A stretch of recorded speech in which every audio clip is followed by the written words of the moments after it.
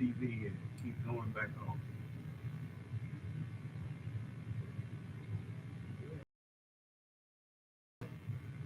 Me neither.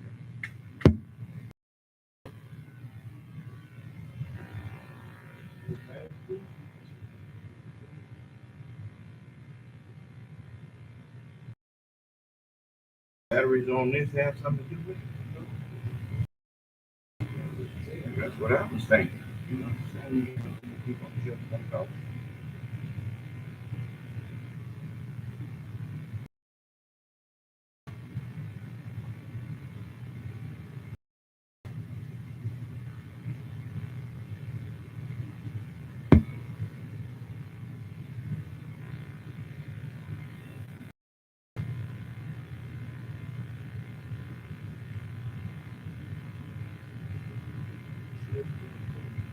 Huh?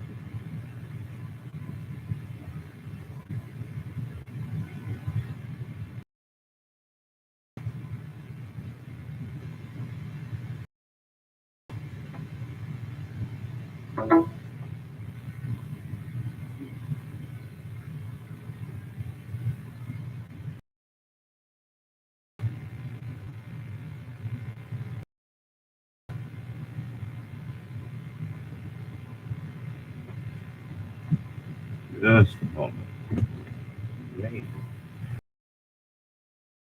Rachel is.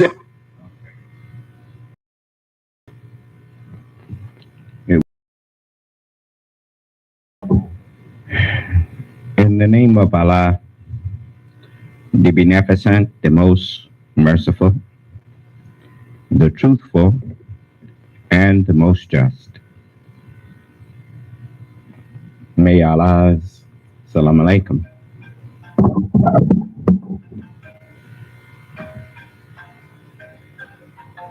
We are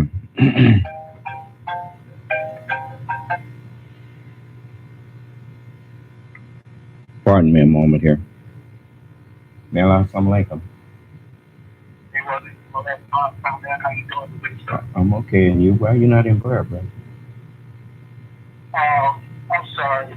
Sister Mary was on the way and she's very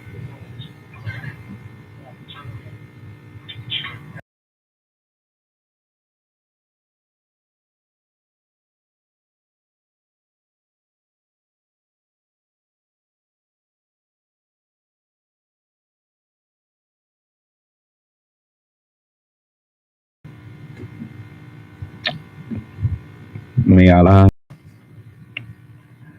We are thankful to Allah for allowing us to meet with you again for Congregational prayer service.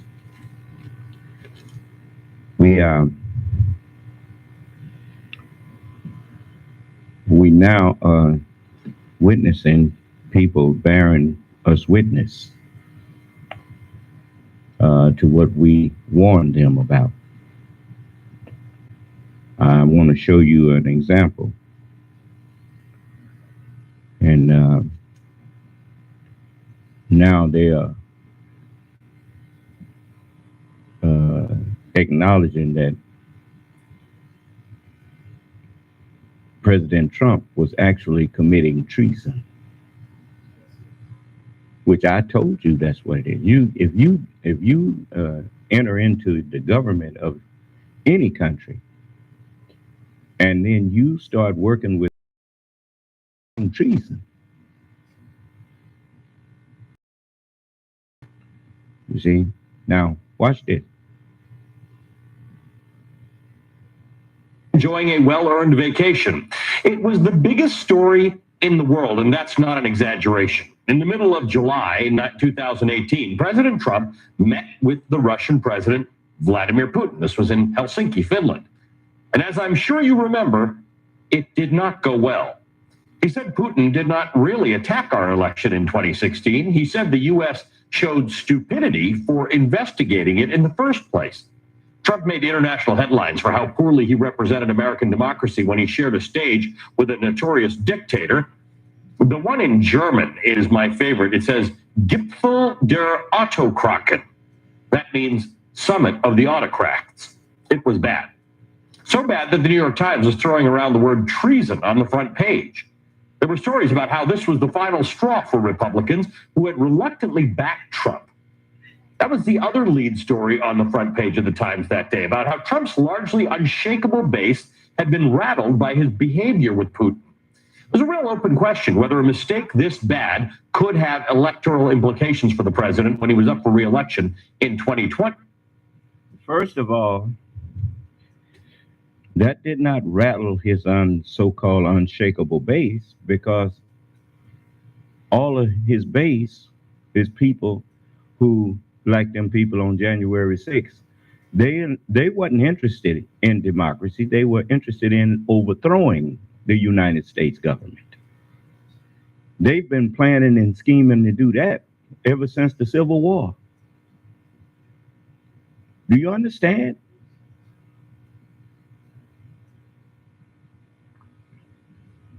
You notice, you even have them in positions of police officers and stuff, talking about they looking forward to the Civil War.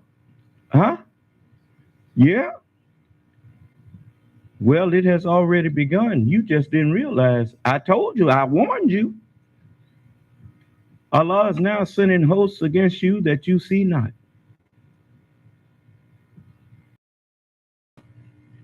You wanted a bloodbath? You getting it. Just ain't like you want it. I warned you, if you don't like this country, I told you you should get on out of here. Only a fool tries to interfere with something that God brought into existence. What is a fool? The fool have said in his heart that there is no God. That's like that. You know what that's equivalent of? That's equivalent to saying that there is no mind. Come on. You ain't never seen one, right? You ever seen a mind?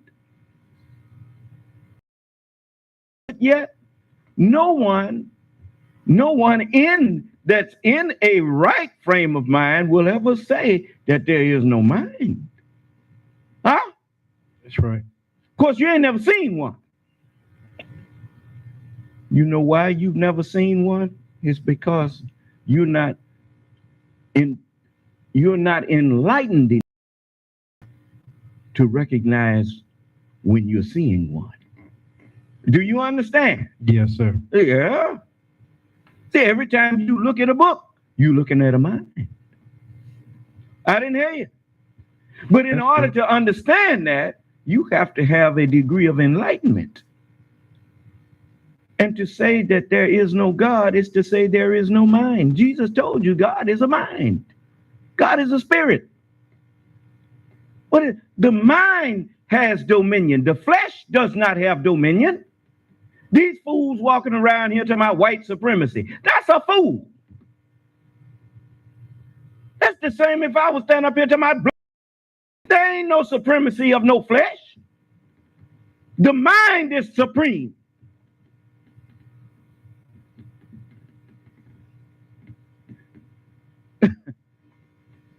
You about to be erased, man. You know why? Because the day for fools to be tolerated is gone. Let me let you see something here. You think this is some kind of joke. No, this ain't no joke.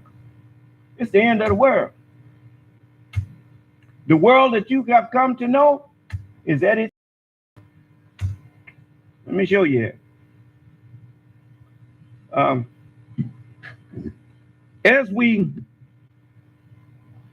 as we do this, as you look at the things that I'm saying to you.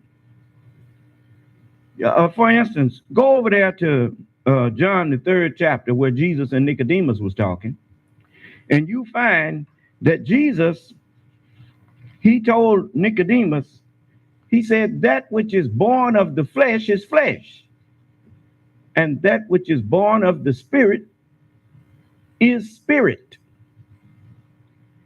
And in the 4th chapter of John, Jesus told you, he said, God is a spirit. Huh? Yes, sir. What spirit is he? Well, first you got to understand that Jesus defined the spirit. He said, the words that I speak unto you, they are spirit and they are life. Well, if the word is spirit, then the mind that produces the mind that produces the word and the word that creates the mind, they are one. They are spirit. Is that right? Yes, sir. Okay. How do you know flesh? That which is born of the flesh is flesh. Each one of us had a mother. And if we had a mother, we had a, and both of them was flesh. How you know? What are we? We're flesh. We are flesh. Is that right? Yes, sir. Okay. But now the mind that's in us, that didn't come here on whatever day. Did it?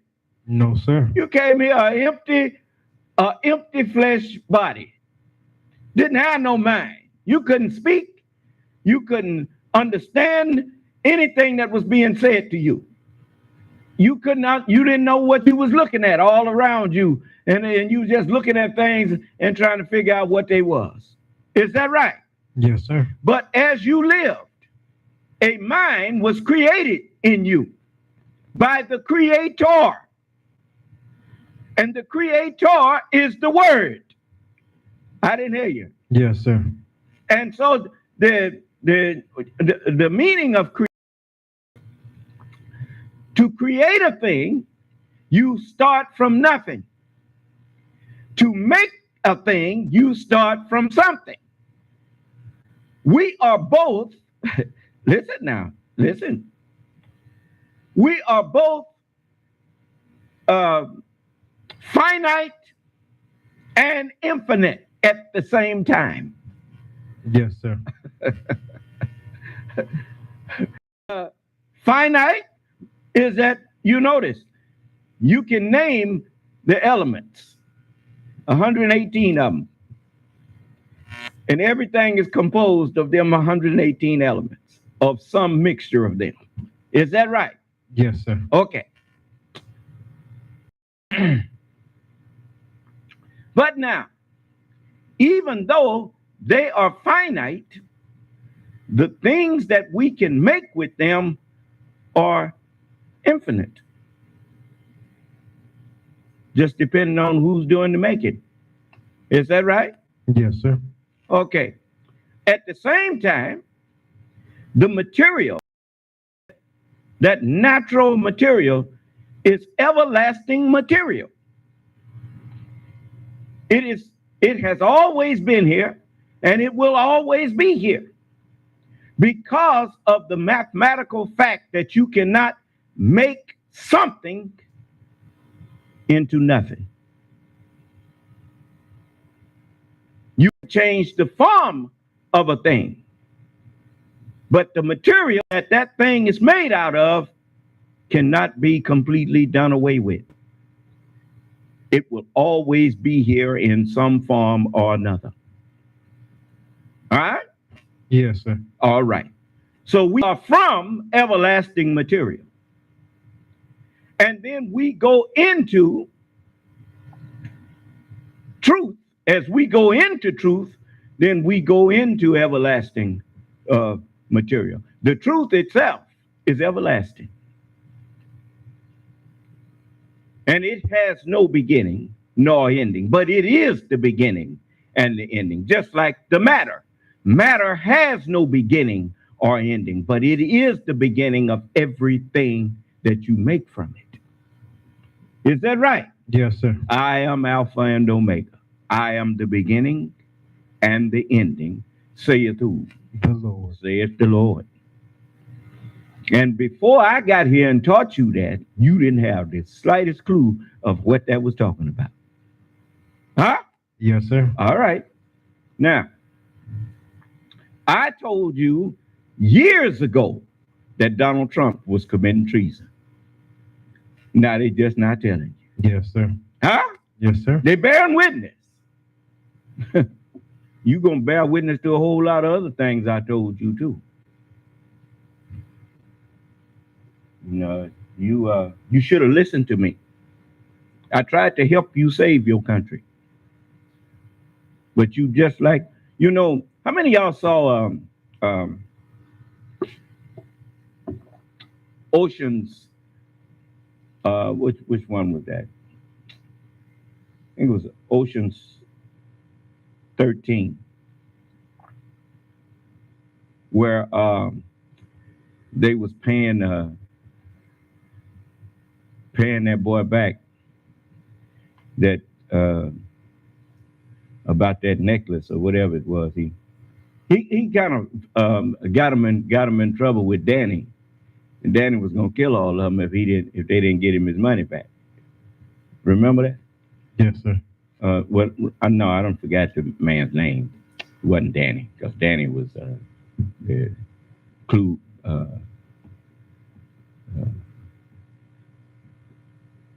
But anyway, Danny took a lot of the big rollers, the high rollers, away from the man's casino, and they called them whales. You remember he called them whales? Yes, sir. And that was a slang for, a whale is a great fish. He's a big fish, man. And the millionaires and billionaires are whales when they come in there. They're all fish, but they're just a big one. That's a big, you're going to get a big payday from him. Huh? Yes, he haven't learned the fact that gambling is always in the favor of the house. It don't make no difference. You keep coming there long enough, they're going to have your money. Now, and they call them whales, right? Remember I told you whales was going to be you watch whales beach themselves. What you looking at now? Whales beaching themselves. Rich people. You wouldn't have thought rich people could be so dumb. What man in his right mind destroys his own cash cow? Huh? If you got a cow that's just steady, you got a farm or a dairy farm that all your cattle are healthy and just steady producing.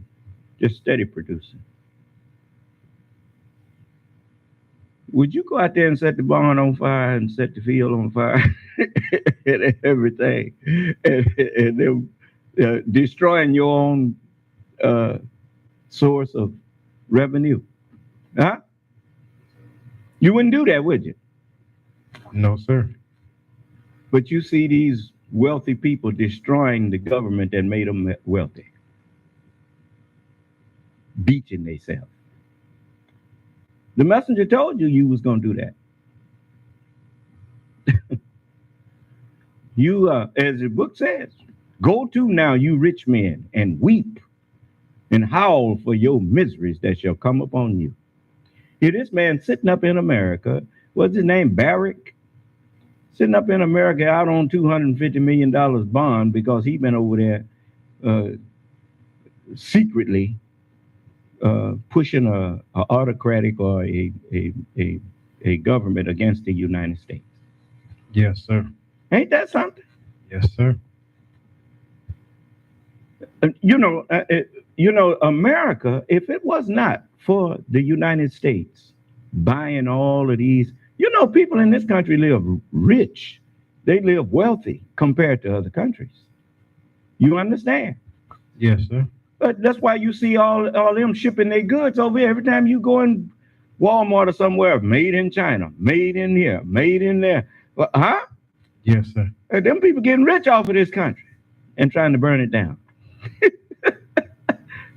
Ain't that something? Yes, sir. That's to show you that when the only reason you are in a sane way of thinking is by Allah's grace. Allah is the one that let this thing get set up. Allah is the one who said, and also that nation whom they shall serve will I judge. And afterward shall they come out with great substance. You know, when Moses went out of Egypt, it wasn't just the children of Israel when some of the Egyptians went with him too. Yeah? Oh yeah. Yes, sir. And so likewise, there's a lot of white folks, they agree with me. And now that I'm saying come out of her, let me show you now. You think this is all some kind of joke or something, but you better listen. This is the you receiving the plagues that was written in this book. You in a plague now,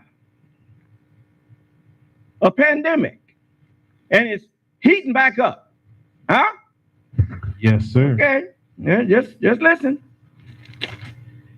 It says, and after these things I saw another angel come down from heaven, having great power.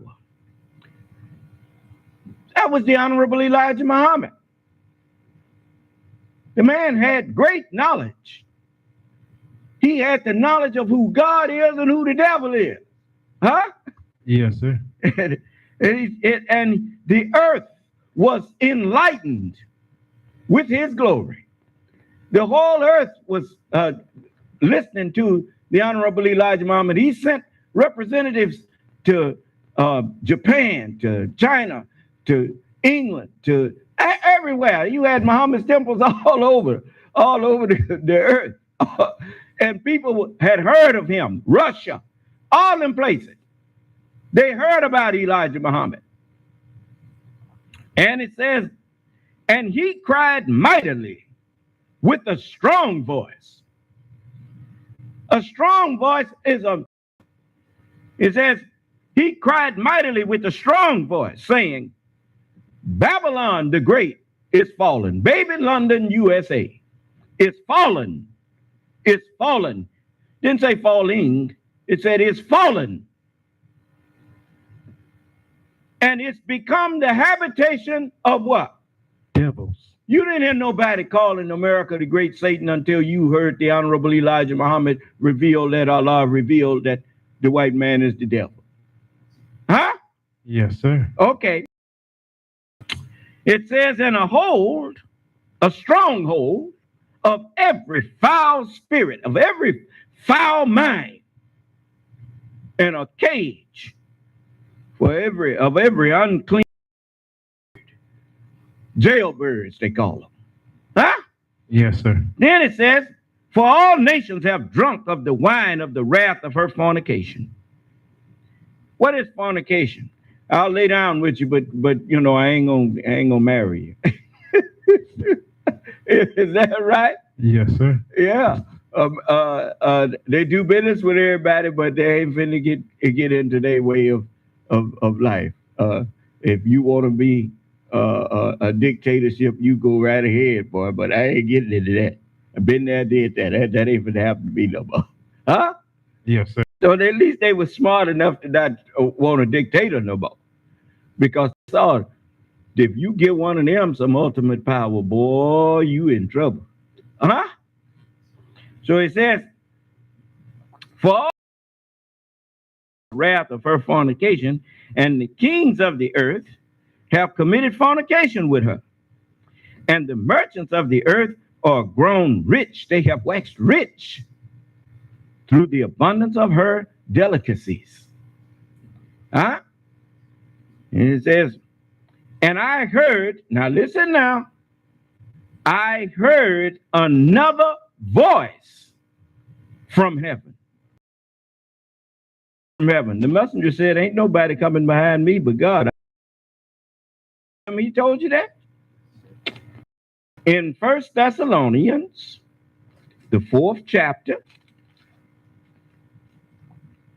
it says, for the Lord himself shall descend from where? With what? A shout. And what?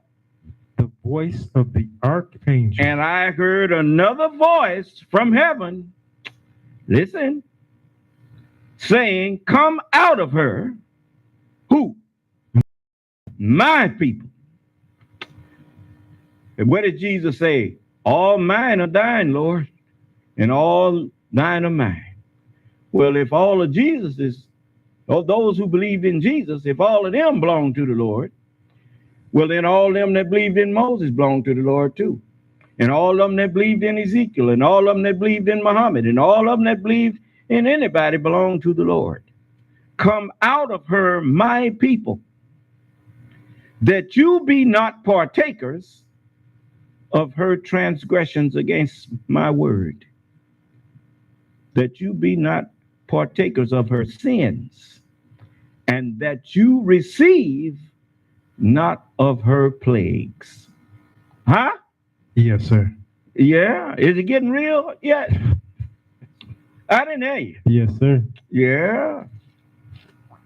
So, you know, you got people that play with me. The messenger told you that he said he's not a God to play with.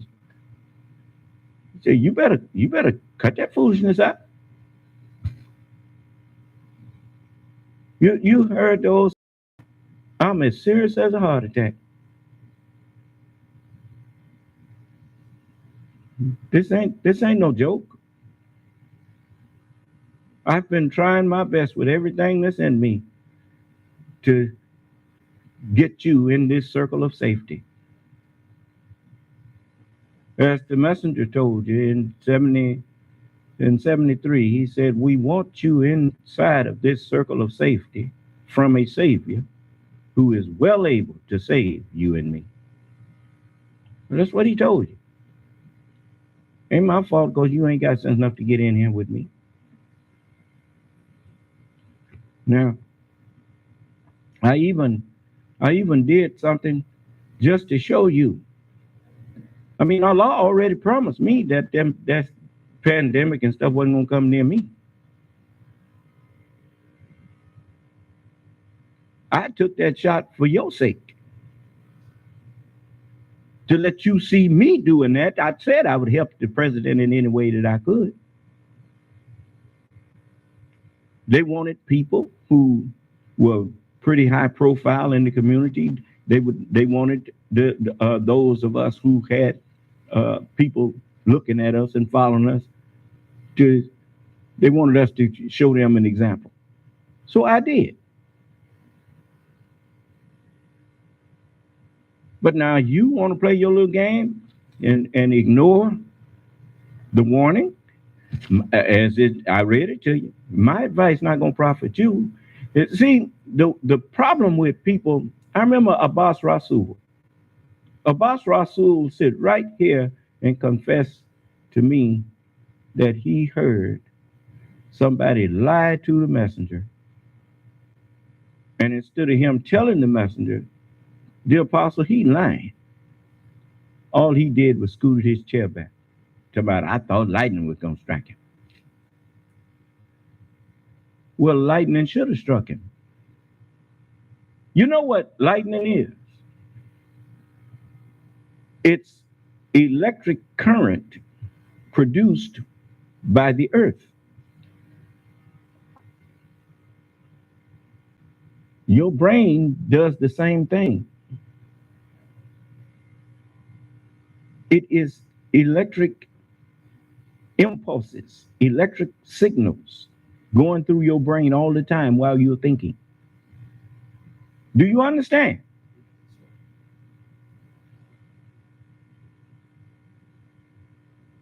If the lightning went through his brain, Why didn't he open his mouth and say, the apostle, he lying? Huh? And guess what happened to Abbas Rasul? He wind up following a big liar. Royal. You remember Royal? Yeah. He became one of Royal's running buddies and helpers to deceive people. That was his reward for lying to God's messenger. So since he was a deceiver, Allah turned him over to another deceiver. You understand? That's how he thanked the messenger for giving him the truth. He let somebody lie to the messenger. Huh? Of course, the messenger knew that he was surrounded by a bunch of hypocrites. You didn't think he didn't know that. And but he knew things that they didn't know. He knew that he was after one man here. And his job was to find and raise me. And he used them to help him to find me. If you got looking for a needle in a haystack, you love to have depending on how big the haystack is. If you got a 2,000 by 3,000 mile haystack, you need millions of people looking for that needle. So he let people become ministers and all that kind of thing because he wanted the truth to find the right ear. Do you understand? And as he grew, he recognized where he needed to send some of his most loyal, and he did that. And the truth found me on the West Coast. So, but it's a lot that you witnessing now. You witnessing the end of this world. You see, as Jesus said, there shall be famines and pestilences. And it would be so bad, he said, that except those days should be shortened, there should no flesh be saved. But for the elect's sake, the days shall be shortened. Huh? So you witnessing the end of the world now. And I'm calling you out, as the book says, come out of her, my people, that you be not partakers of her sins, and that you don't receive her plagues. Huh? And it said, for her sins have reached unto heaven, and God hath remembered her iniquities. But what do you mean her sins have reached unto heaven? Yes. Her sins have reached up to the prophecies, have fulfilled the prophecies. Huh? Yeah. The Holy Scripture is the heaven. And now you see that the Holy Scripture said, Abram, your seed gonna be a stranger in a land that's not theirs, and shall serve them, and they shall afflict them 400 years. What have that happened? Her sins have reached unto heaven. Huh? Yes, sir. And God hath remembered her iniquities. Huh? And so he said, reward her. Oh, that's terrible. Payback time. You know, everybody looks forward to payday, don't they? Yes, sir. Unless you done did something you ain't no business. A fugitive and a vagabond shalt thou be in the earth. A fugitive is somebody that's on the run and ain't got paid yet. Huh? Yes, sir. Justice ain't caught up with them. But now look, you gone from living in and boasting about mansions to now boasting about building a little dinky trailer. Do you see you going backwards? I didn't hear you. Yes, sir. I mean, you hear him turning a little trailer into a living quarter and boasting about it. See, your mind gone. I listen to some of these people. They keep talking about some of these people that believe Trump and what he's saying about them. People don't believe that. Them people know it's a lie, and they just pushing it. There ain't nothing about they believe it. You keep trying to make it look. That's just to show you that, you know, when your mind loses touch with reality, or when you lose your edge as a ruler, nothing makes sense to you anymore. You start talking like the ignorant. Huh? These people sitting up in Congress and can't see what's going on. They keep on acting like Donald Trump fooling these people. Donald Trump ain't fooling nobody. Donald Trump just walking in front. But all of them lying. And if he started telling the truth, they'd turn on him.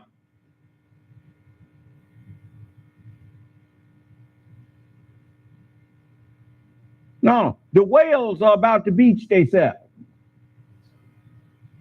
The moths are flying into the flame. What is a whale? A whale is doing when he swims and beaches himself the same thing that a moth does when he flies into fire. He's committing suicide. Do you understand?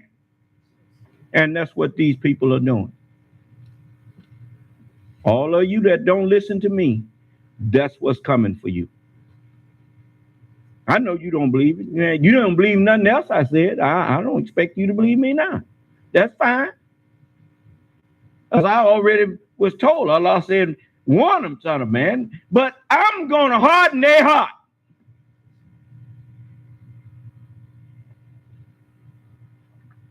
Now, so,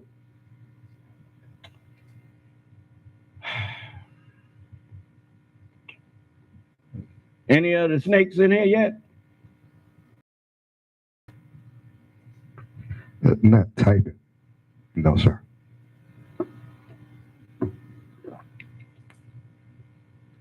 You notice that old serpent wasn't as dumb as wasn't so dumb. He always waited until God wasn't around. Huh? Then he did his big talk, huh? Yeah. So, you know, the grantor of dominion, that's a powerful title. That's why the messenger, he even said, I'd rather call him Allah than just to say God, because you don't respect God, even though that's one of his attributes. Huh? What is that attribute for? The grantor of dominion. That's an attribute of Allah. Do you understand? We say God as an acronym. But the truth, everything that exists, you can't attribute any of it to falsehood. Falsehood neither originates nor can it reproduce. Huh? It's like that foolish man, Geno Jennings, talking about, is not darkness an element?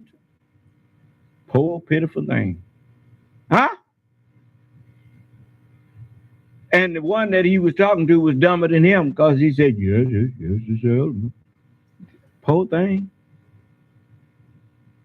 And all of them stand up there, call themselves teaching somebody. And what happens when the blind try to teach the blind? Yeah. I have to talk about them like this because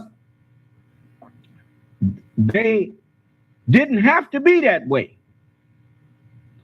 That's happening to them because they would not listen to the truth. got jealous. Huh? Yeah, that's what the problem is. Jealous, envious.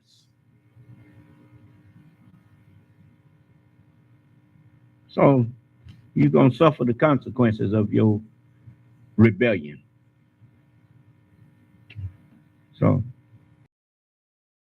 brother and sister, if you are a believer, you better give thanks to Allah that He allowed you to believe in me. He didn't have to. You see so many have come in here and listened to me and didn't believe. Huh? So if you believe, it's because Allah allowed you to. He saw something good in you to allow you to come to me. Except my Father draw them.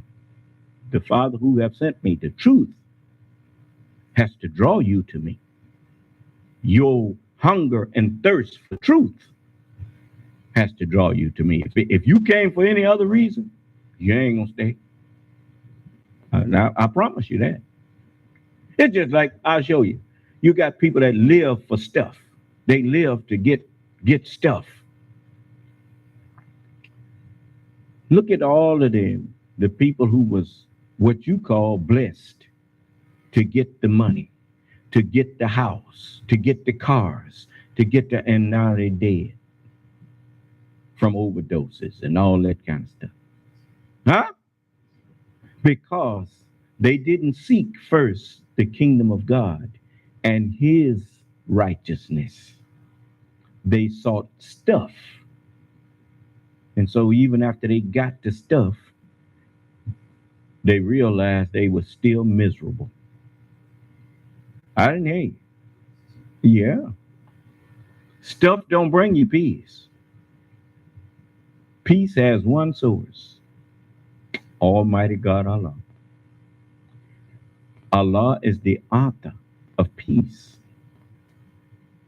It's like with me. I don't go chasing people, even the people who came in here fighting against me or whatever or whatnot. Once they leave me alone, I'm through with them. You understand? Yes, sir. Let them go and live their life, whatsoever it is.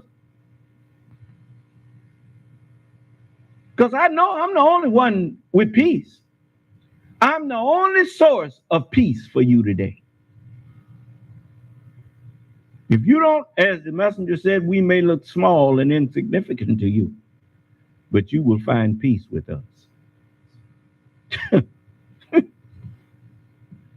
When you check people out that claim they ain't at peace with us, it's because they ain't with us.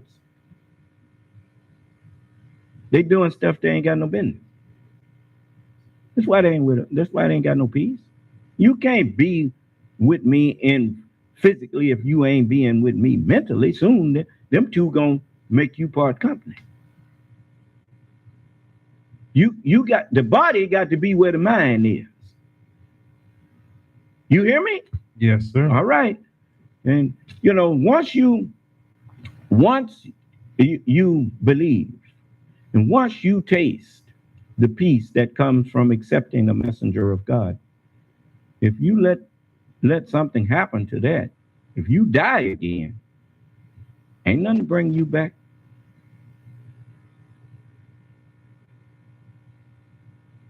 Okay.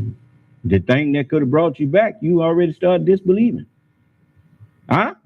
Yes, sir. So there ain't nothing to renew you with. So you better hold on to your faith. If I had started disbelieving that the messenger of God was the messenger of God, then nothing he taught me would have made sense from that point on. The minute you decide that you are no longer going to respect the one who gave you life, your life is finished. You see? So, I didn't let nobody come between me and the messenger. Farrakhan.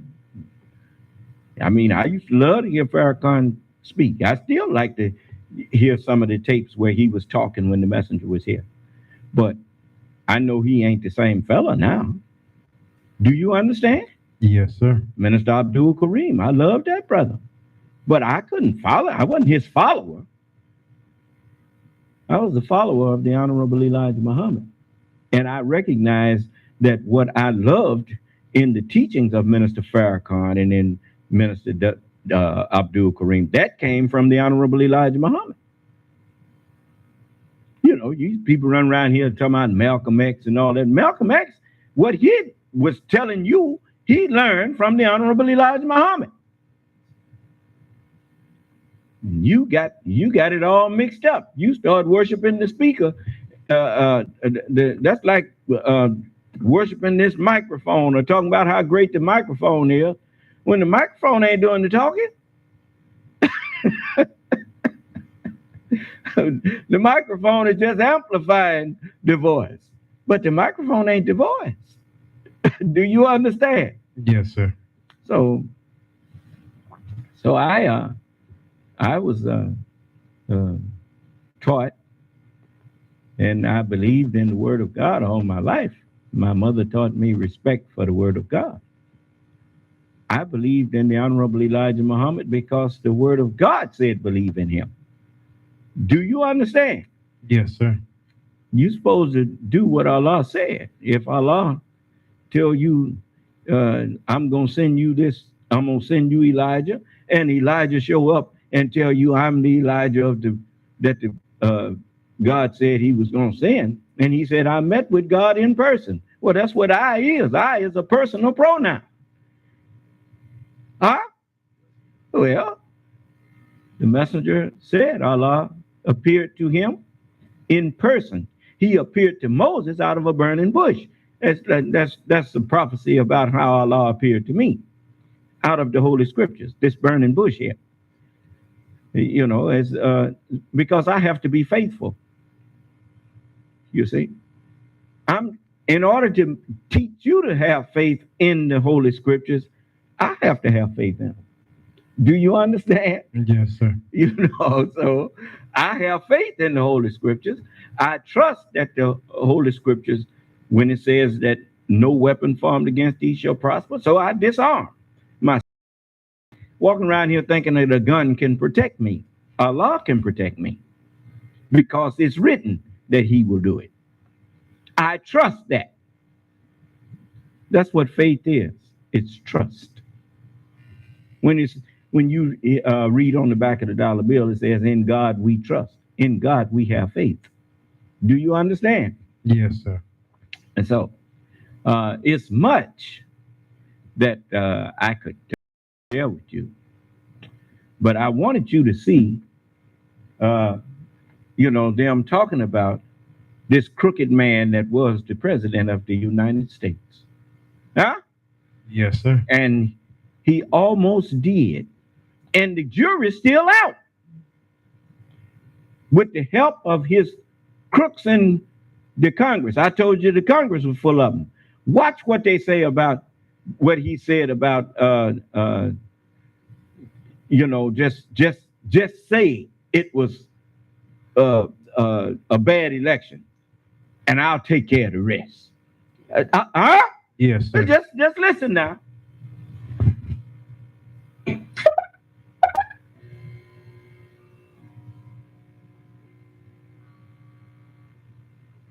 Helsinki, Finland.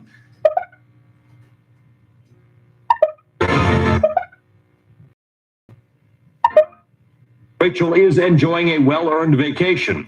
It was the biggest story in the world, and that's not an exaggeration. In the middle of July 2018, President Trump met with the Russian President Vladimir Putin. This was in Helsinki, Finland. And as I'm sure you remember, it did not go well. He said Putin did not really attack our election in 2016. He said the U.S. showed stupidity for investigating it in the first place. Trump made international headlines for how poorly he represented American democracy when he shared a stage with a notorious dictator. The one in German is my favorite. It says, Gipfel der Autokraten. That means summit of the autocrats. It was bad. So bad that the New York Times was throwing around the word treason on the front page.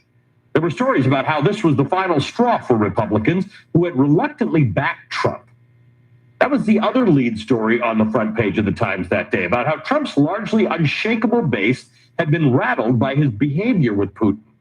There's a real open question whether a mistake this bad could have electoral implications for the president when he was up for re-election in 2020. And Trump was apparently worried about losing the presidency in the weeks after that meeting, but not because of the Putin debacle.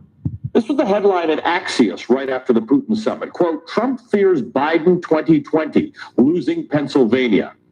Now, again, this was July of 2018. Joe Biden would not enter the race for another 9 months. Donald Trump was spooked just by the idea of a head-to-head match with Joe Biden in 2020.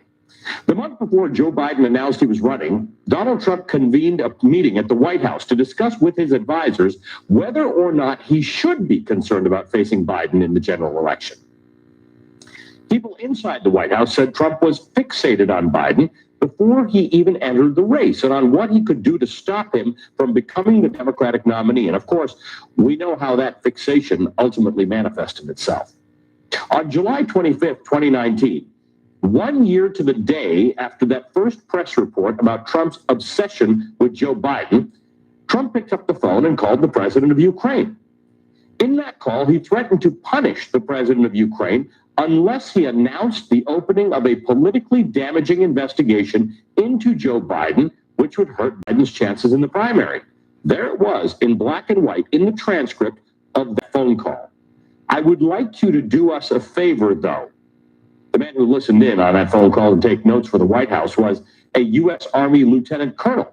This man, Alexander Vindman. I should tell you that Colonel Vindman will be a guest on this show on Monday night. I'm looking forward to that. You don't want to miss it. Vindman just told CBS News that after Donald Trump's infamous phone call with Ukraine, he went to speak with his brother, who also worked in the White House. He said he told his brother, quote, if what I'm about to tell you becomes public, the president will be impeached. And that, of course, is exactly what happened. He was impeached for pressuring Ukraine into digging up dirt on his political opponent. And I know the story is not so distant, but it's important context for this moment that we're in right now. It reminds us that Donald Trump's obsession with staying in power and winning re-election and the dramatic lengths to which he was willing to go to stay president, it all started way, way before anyone cast a ballot last November. But of course, that was just the start. After Joe Biden actually won the 2020 election, Donald Trump's obsession with Joe Biden morphed into a crusade to delegitimize the results of that election. And part of that crusade led to an insurrection attempt on the United States Capitol, an attempt which is now being investigated by Congress. Today, the House Select Committee investigating the January 6th attack held a meeting behind closed doors, their first gathering after this week's emotional hearing with law enforcement officers who were attacked at the Capitol on January 6th. The chairman of the committee, Congressman Benny Thompson, told reporters today that the committee will soon be sending subpoenas as part of their inquiry. But that's not the only investigation going on in Congress right now that could shed light on Donald Trump's efforts to overturn the election. We know another part of the former president's scheme to overturn the election was centered around the Justice Department, to wield the power of the DOJ to somehow swing the results in Trump's favor. There were reports that Trump considered ousting his acting attorney general and replacing him with one who would push his baseless claims about election fraud. Trump and his chief of staff stovepiped their election fraud claims right to the DOJ leadership, demanding that the department investigate the fraud to delegitimize Joe Biden's win. Just this week, we learned just how extensive this pressure campaign was. The Washington Post reported that Trump called his acting attorney general, Jeffrey Rosen, almost every day about the so-called fraud in the aftermath of the election. The attorney general's top aide took notes about what the former president said on those phone calls. For anyone trying to get to the bottom of whether or not Donald Trump was trying to improperly weaponize the Justice Department to help him stay in power, it would be important to know exactly what was said on those calls. And today, we found out. The New York Times was the first to report today on the contents of those notes about Donald Trump's calls to the Attorney General after the election. According to the Times, Donald Trump called his Attorney General, as well as his deputy, on December 27th of last year to ask him about claims of voter fraud that DOJ had disproved. The Deputy Attorney General told the former president that the justice had no power to overturn an election. To which Donald Trump replied, quote, "Just say that the election was corrupt and leave the rest to me." Just say the election was corrupt and leave the rest to me. Since the New York Times first broke the story this afternoon, these handwritten notes have now been made public and turned over to Congress as part of a separate investigation into the former president's conduct after the election. So here we go. Joining us now, Katie Benner, who covers the Justice Department for the New York Times. She's been way ahead of everyone else's reporting on Donald Trump's post-election attempts to pressure the Justice Department. She was the first to report on these documents from the House Oversight Committee today. Katie, good evening. Good to see you, my friend. It would seem that the 9 pages of handwritten notes released today are not the only notes taken by DOJ officials that are relevant to a House Oversight Committee investigation. It's a committee that is likely to receive more as it investigates the Trump administration's efforts to reverse the election. What's the picture as you have it now? Sure. I think what we need to remember is that those committees, including the House Oversight Committee and the Senate Judiciary Committee, they've been asking the Justice Department for both documents and the testimony of former officials basically since the beginning of this year. The Justice Department began the process of handing over documents a few months ago. This is sort of the latest batch. And just now, the Justice Department said that former officials are allowed to testify and they're not going to invoke executive privilege. This means that Congress now has far more access to information than it ever had during the Trump administration about the former president's behavior. We're going to see the Justice Department allow information to flow, and we're going to see Congress to press as hard as it can to get everything it can, documents and testimony. The language used by Donald Trump in his phone call to the Justice Department had similarities to the language that Donald Trump used in his phone call with the president of the Ukraine. I'm going to read you what he said to the call with Zelensky. I would like you to do us a favor, though, because our country has been through a lot and Ukraine knows a lot about it. I'd like you to have the Attorney General call your people, and I would like you to get to the bottom of it. There's a lot of talk about Biden's son, that Biden stopped the prosecution, and a lot of people want to find out about that. So whatever you can do with the Attorney General would be great. Then he calls and leans on the Attorney General of the United States, the acting Attorney General of the United States, to just come up and find some fraud, and I'll take care of it from there. Do we know from your notes what happens, what Trump means by "I'll take care of it" after that? He says that I'll take care of it, himself and our congressmen, but the notes say Republicans in Congress who are his allies. So presumably they would use that statement. Now, when he said that, that gives you what they had in mind to not certify Joe Biden as president. They was going to say that it was fraud and that the Congress has to stop that certification, and they was not going to certify Joe Biden as president because of his allies in the Congress. Now, let me show you something here. This is that would-be tough guy that knows that the net is closing in on him.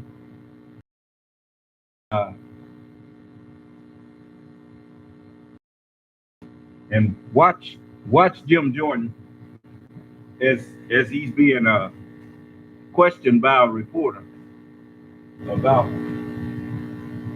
conversations that he was having with Donald Trump on January the 6th. Deniers are also ignoring the facts of what we all saw and what we all heard on January 6th. Republican deniers are also ignoring the facts of what we all saw and what we all heard on January 6th. And that's when bloodthirsty Trump-supporting rioters stormed the halls of Congress, beating police to within an inch of their lives, forcing lawmakers to run for it. Or maybe it's not that they're, ignoring them. Maybe they're scared of them. With the select committee threatening subpoenas, does this guy seem nervous to you, Jim Jordan? did you speak with President Trump on January 6th?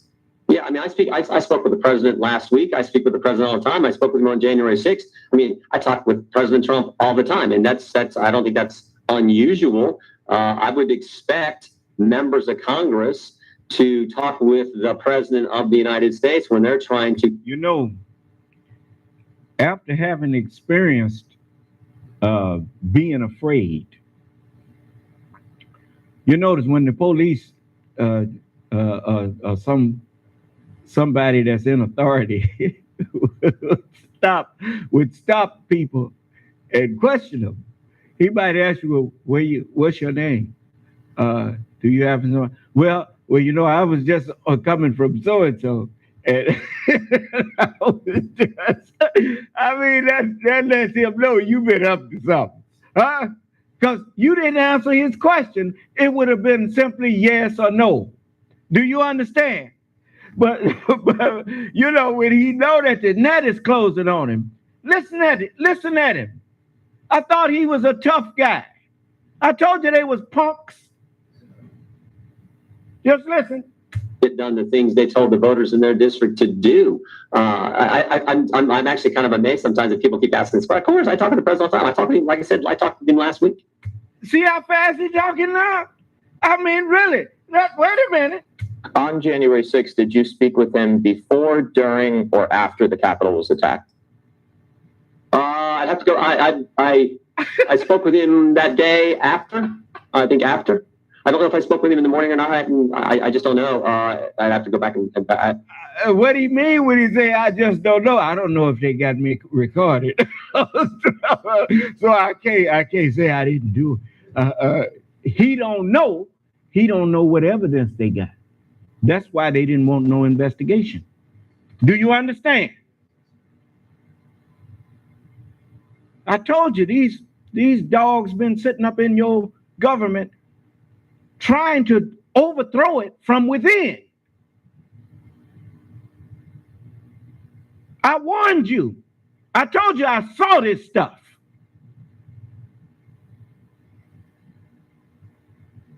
That's what happened to the Nation of Islam.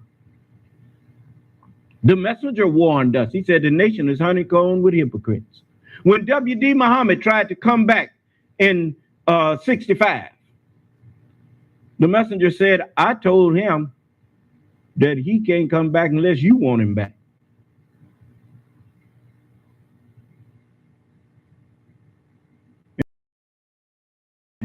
Welcomed him back. What did that tell you about them? When you turn on the Honorable Elijah Muhammad, as far as I was concerned, I didn't care who you was. I didn't want no more to do with you. You understand? Yes, sir. But they wanted Wallace back, even after he had been out there fighting against the messenger. That told you everything you wanted to know. The messenger said the nation was honeycombed with hypocrites. Huh? Yes, sir. Anyway, that Jim Jordan, I seen people like him. They tough when they got a crowd with them, like Donald Trump. He tough in a crowd. You get him to himself, and he's scared to death.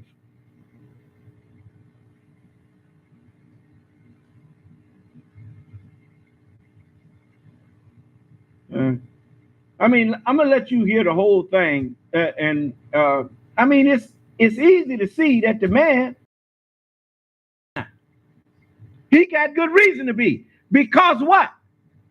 Now an investigation of what happened and who was doing the talking and what kind of conversations was going on during that January 6th attempt to overthrow the government of the United States.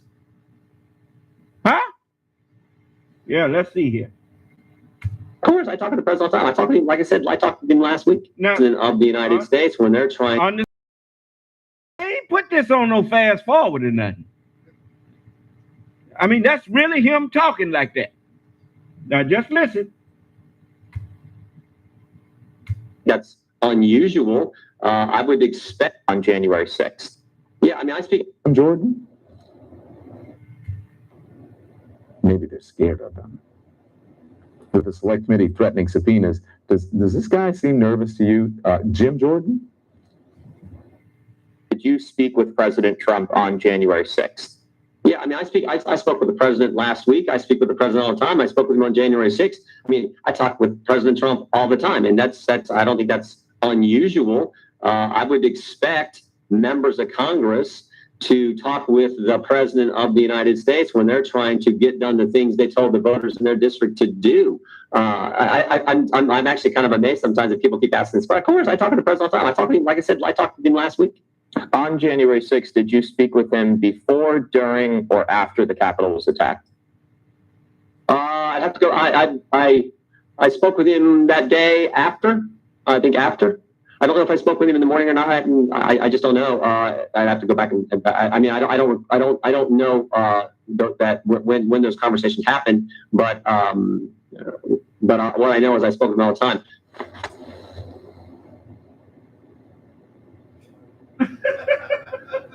Come on. Homina. So you spoke with him on January 6th. You think maybe after, but you'd have to go back. But you don't know when those conversations happen. But all you know is that you speak with him all the time. Please. You really expect us to believe you don't remember when you spoke to the President of the United States on the day that the Capitol was attacked by rioters hunting lawmakers? In the hall, you were there, in the halls of Congress and chanting, "Hang Mike Pence," but you don't remember when you spoke to the president. You don't remember. Really. And then there's Kevin McCarthy, who is so determined to downplay what happened on January 6th that he calls it an altercation. We've watched the Sergeant of Arms have to pass a note to the Speaker during the altercations on January 6th of whether to call the National Guard. Pathetic. I'm just going to say it. Pathetic. Do you believe that? You can't. It's not even the body language. It's so fake. It's so fake. Acting. An altercation is defined as a noisy, heated dispute, which doesn't begin to describe the violence, the bloodshed, when rioters ran wild in the seat of our democracy, trying to overturn Joe Biden's election victory. Does that look like an altercation to you? That's an altercation? Okay. And just listen to this mishmash as Kevin McCarthy tries really hard not to say what actually happened on that phone call with the then president that day. When I called the president, I was telling him about what was happening in the Capitol because none of you would know unless you were in the Capitol. Lo and behold, the information we have today, I didn't know at that moment in time that Pelosi had been passed the note, can you call the National Guard? I didn't. Let me tell you something. He's trying to now unsay what he had already said to Donald Trump. He done forgot that that's all documented now. Now he want to stand up out there and try to say that he didn't know this or didn't know that. Well, you know, it's sad that people talk to, these people have such low regard for the intelligence of the American citizens that they think they can just come up and just tell you anything.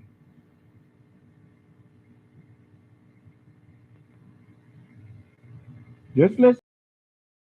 14th, they knew I was.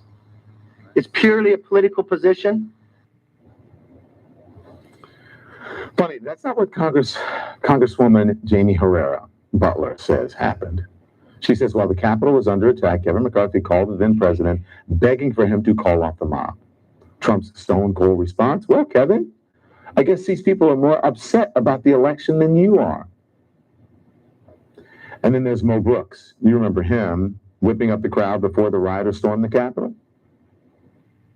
Today is the day American patriots start taking down names and kicking ass.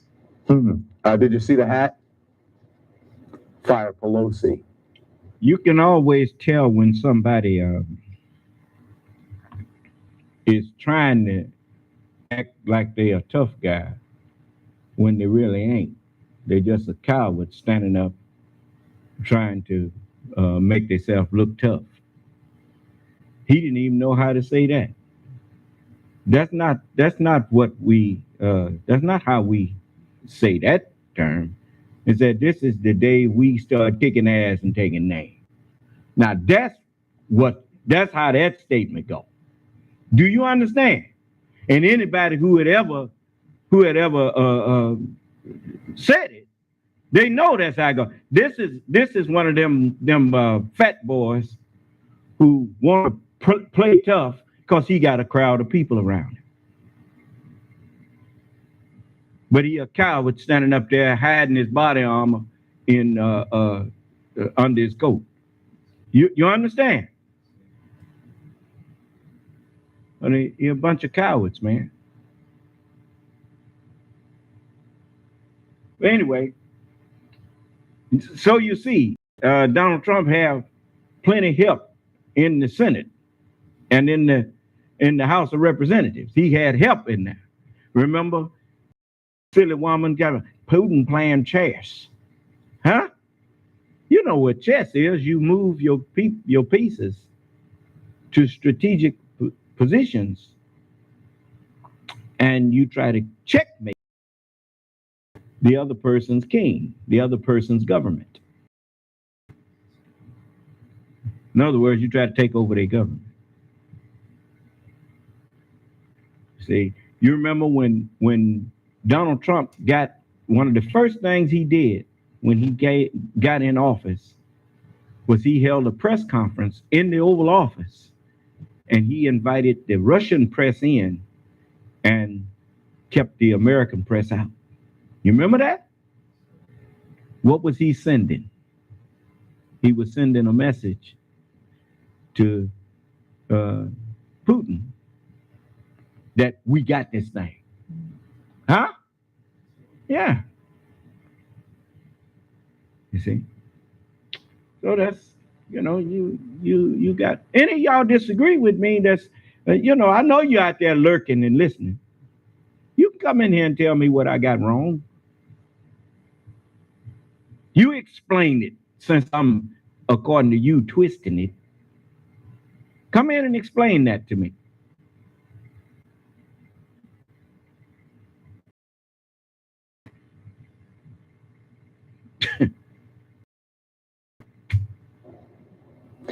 Now we're learning that he was wearing body armor when he said that, which seems odd if you're not expecting trouble. And he's still trying to blame Black Lives Matter and Antifa for what we know was an attack by Trump.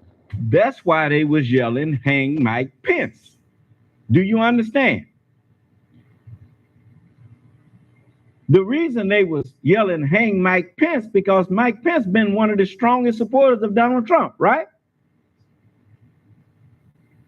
Well, if Mike Pence was one of the strongest supporters of Donald Trump, then it couldn't have been Donald Trump, according to them. This is how they was thinking.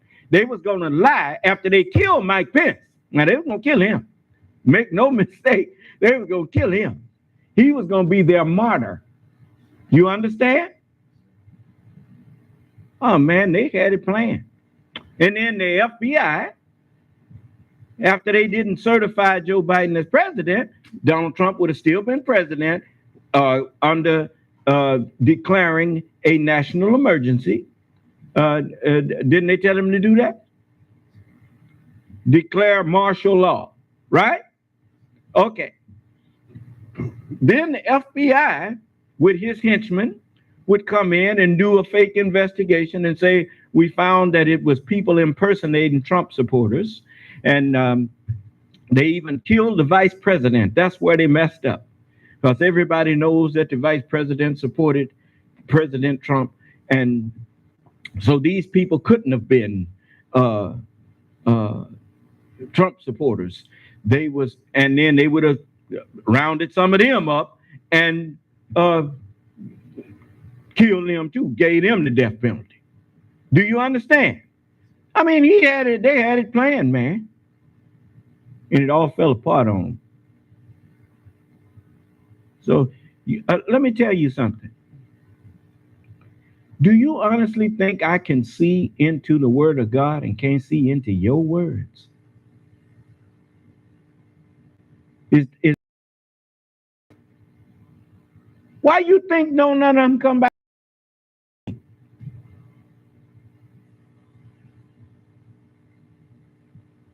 I see a lot further than you think I do.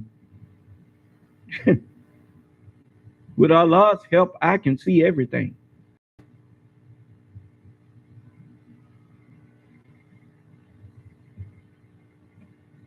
Oh, all you have to do is look at what they was doing, and it reveals itself. You remember I told you most of the communication that we have is overlooked because most people think the only form of communication is verbal. Huh? But if you look at people's actions and deeds, their actions speak a whole lot louder than their words. Huh?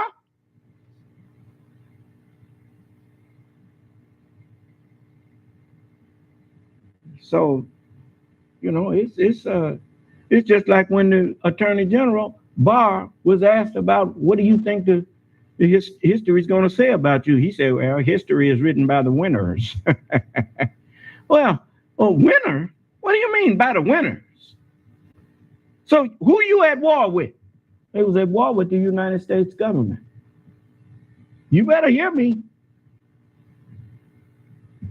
You need to go round all of them up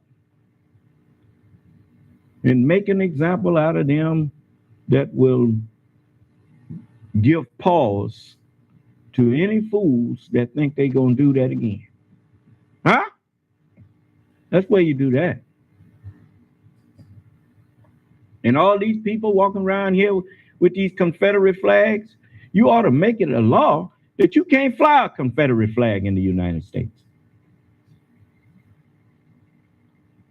And you can't fly a swastika in the United States. Any flag that you are flying that made war against the United States, you got no right to fly it.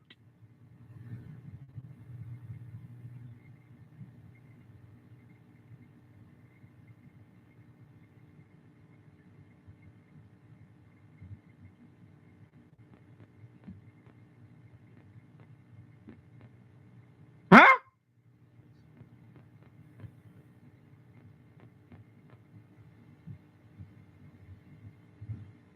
Notice ain't none of you saying nothing.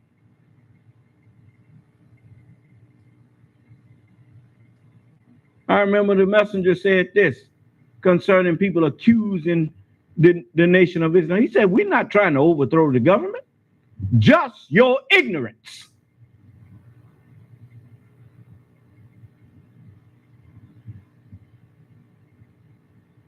You'll have a hell of a time trying to prove we tried to overthrow your government and ain't got no guns. Ain't out there training for no warfare. Overthrow your government how?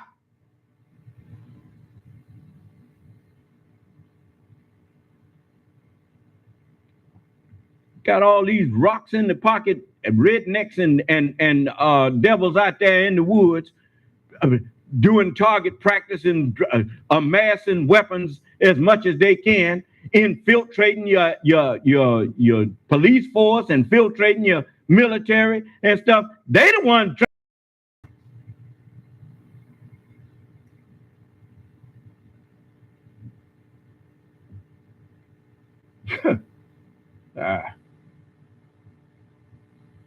Anyway, I'm warning all of you. Them plans you got to do, as you told me you had plans for me, you never should have said that. You started it, and Allah gonna finish it. Yeah. Breathe deep. And at the right time, Allah gonna order them little fellas to get busy inside of you, that every man may have done in his body according to that which he hath done. You won't think it's a joke after a while. A whole lot of them got up there and can't breathe now, want to holler, give me a vaccine. Too late. Too late, dog. Honey? Too late, despiser of God. Dog. Fierce despisers of those that are good. Right? Yeah. So I'm going to get back to this, but not today. If it pleases Allah, maybe we'll go into it some tomorrow. But this is Saturday. We got stuff to do, and I'm going to go on and let's have prayer, and let's put a pin in it there. Let's stand and have prayer. Face the west.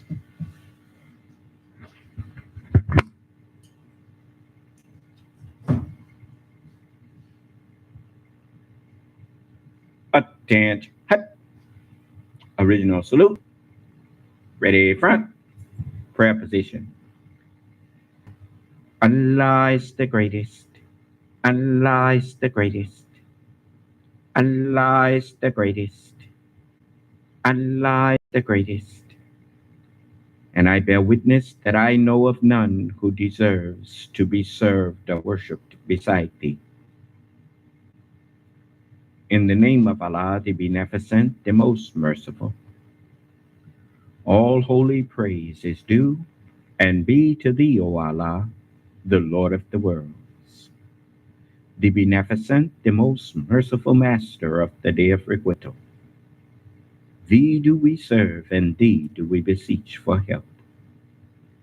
O Allah, please continuously guide us and keep us on the right path and way, the straight path and way of thee and those upon whom thou hast bestowed thy favors, not the crooked paths and ways of Satan and those upon whom thy wrath is or will be brought down, nor the foolish paths and ways of those who go astray or who are led astray, even after they have heard and been given the true understanding of thy holy word and teachings. Truly, I have again turned myself to thee, O God, striving to be totally upright, to thee who originated the heavens and the earth, and I am not of the polytheists.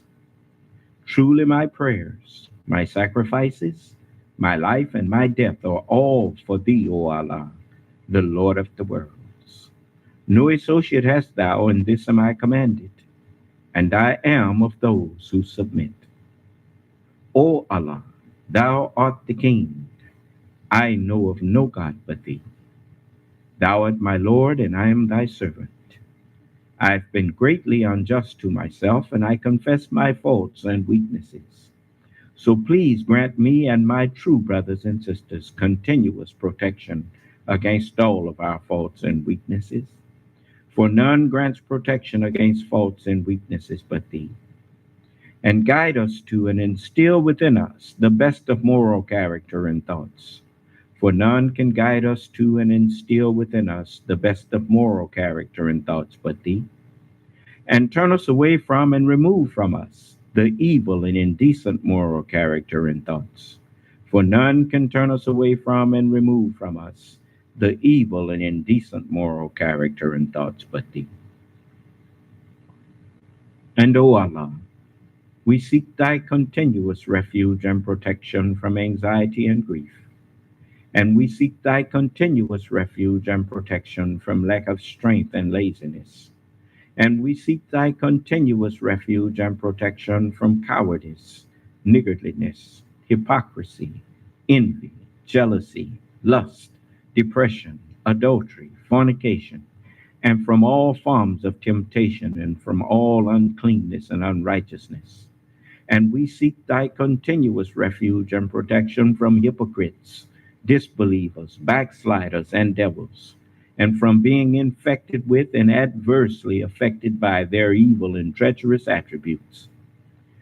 And we seek thy continuous refuge and protection from being poverty stricken, and from being overpowered and overcome by debts and the oppression of men and jinn.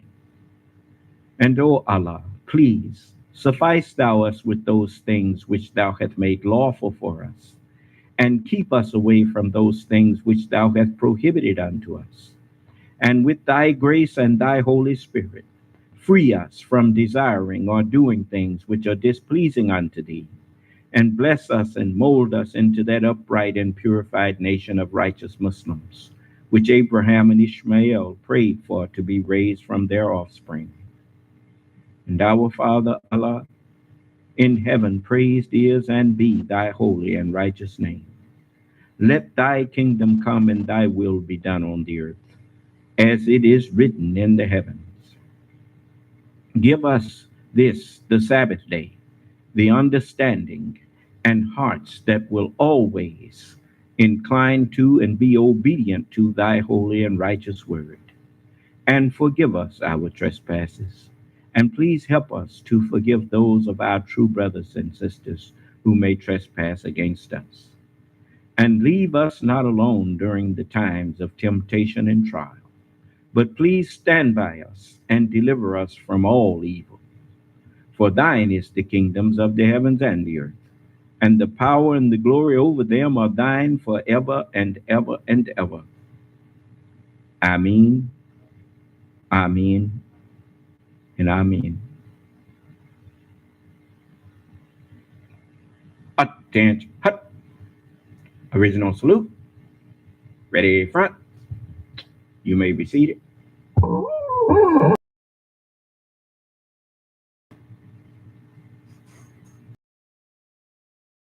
Say to all of you who are Muslim, we love peace. You heard me say earlier that people who don't like us, that's in our midst,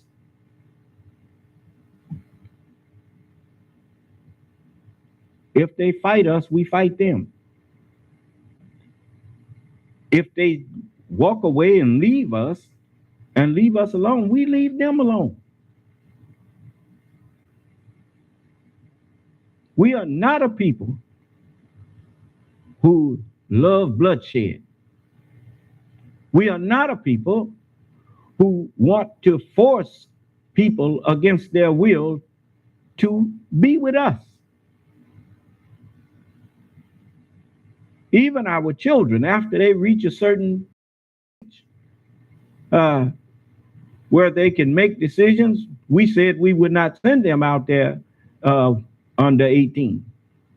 But when they get to the point where they 18 and mature, if they don't want to stay with us, goodbye, good riddance.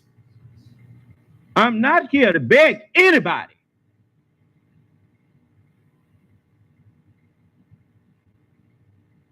And don't come back to me later on to my daddy, I understand now. No, you understood before you left.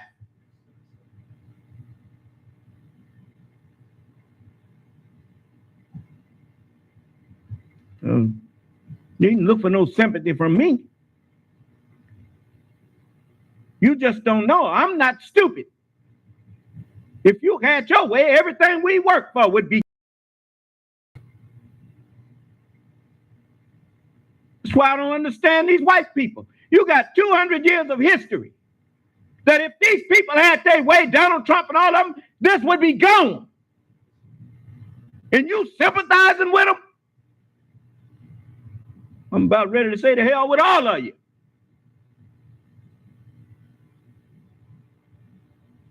Anyway, you go right ahead. If that's what you want to sympathize with traitors and hypocrites, liars, Well, you go ahead. You're going to regret that.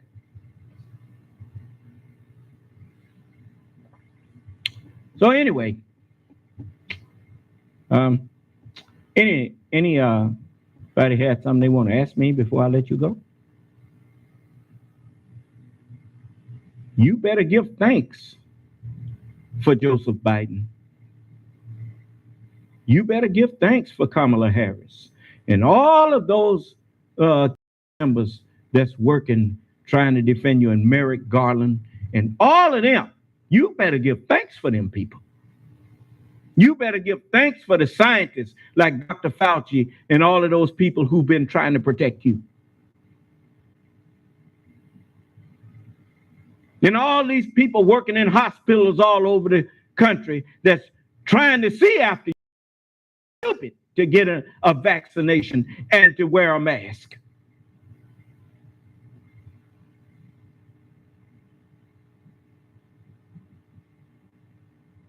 I pray Allah to protect every one of them from your foolishness.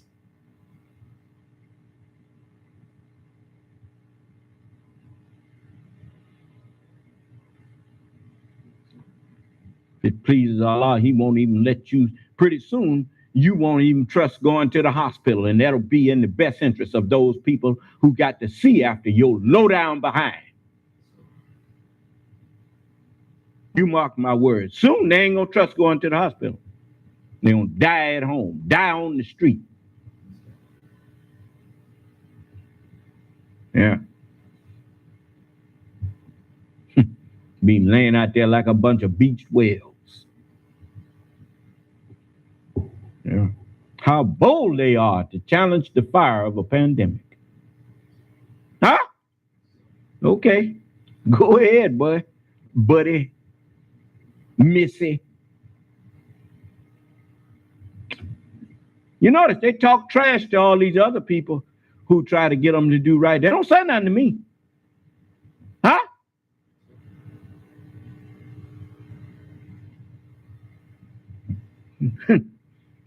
When they go to say something, they come up to the throat. They know something different now.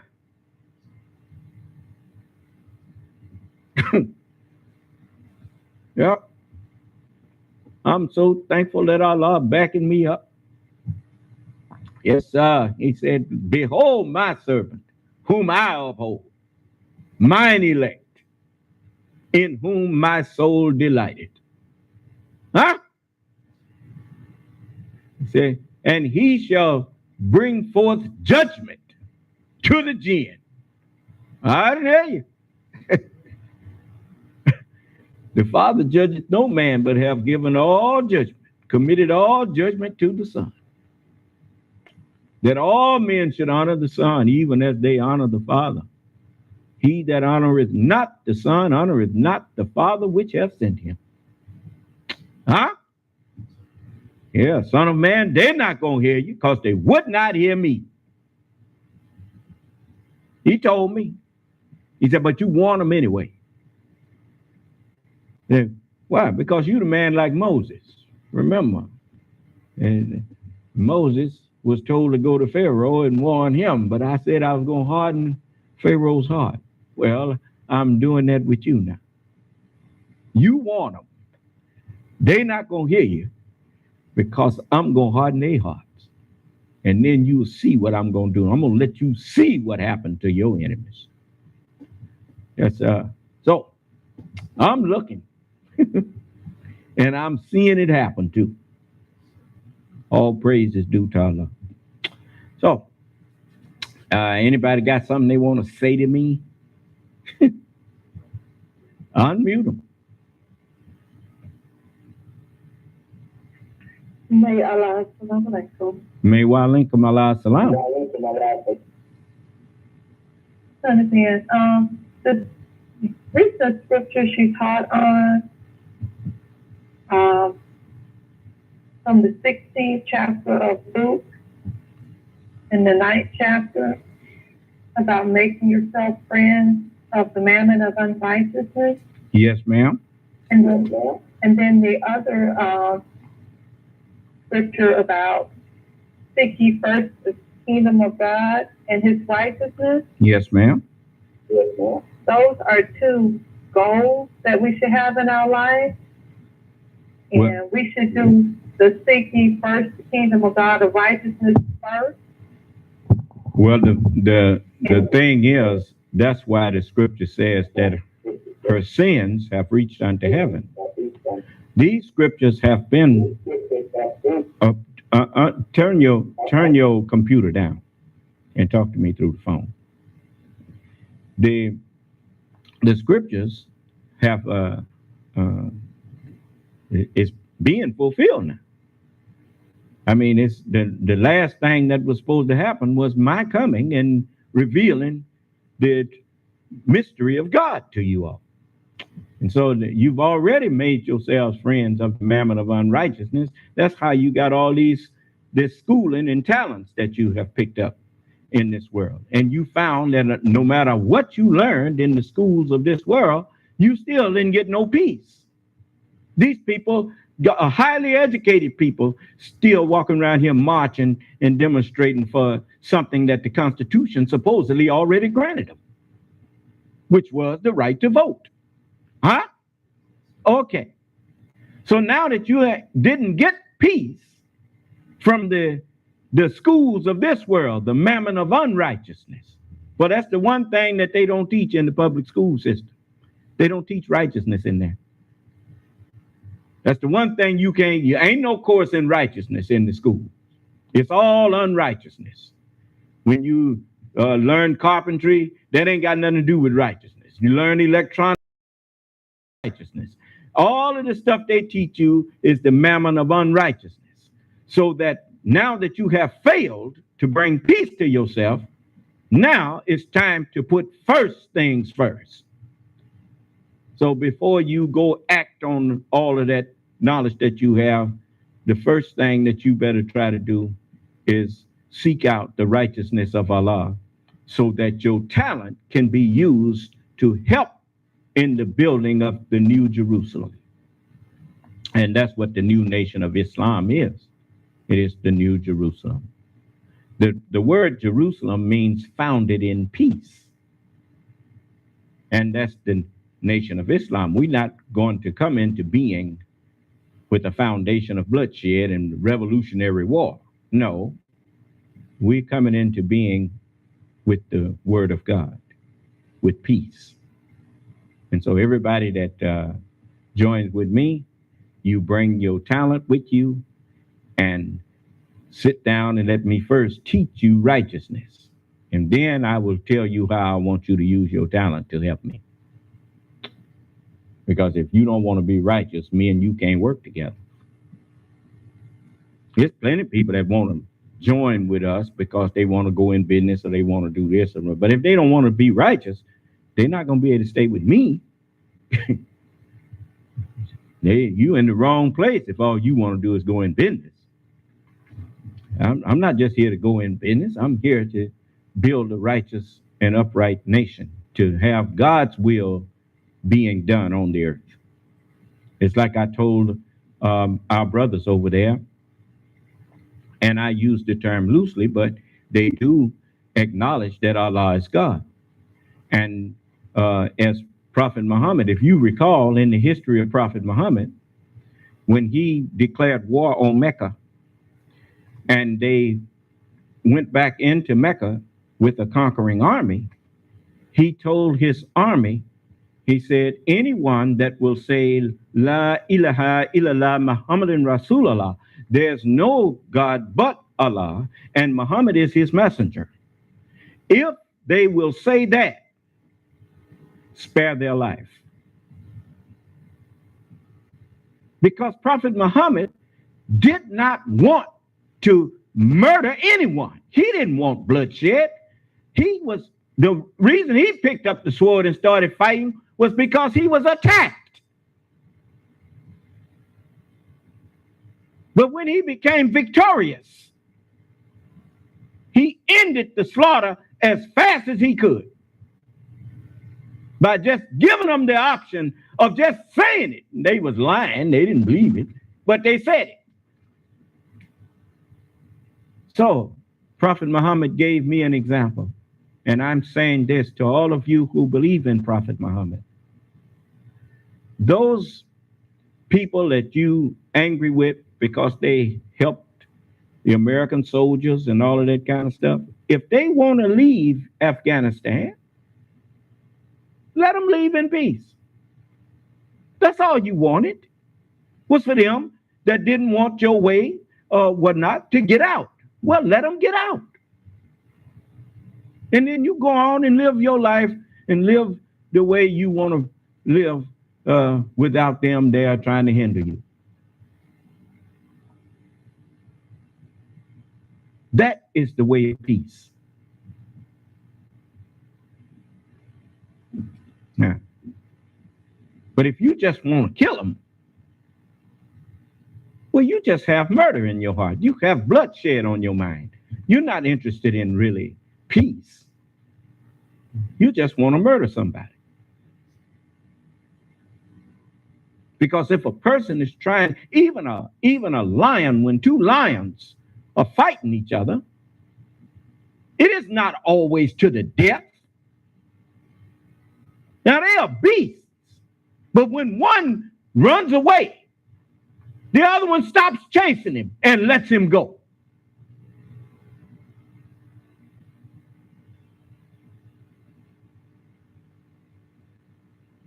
If people want to run away from you, want to get away from you, let them go.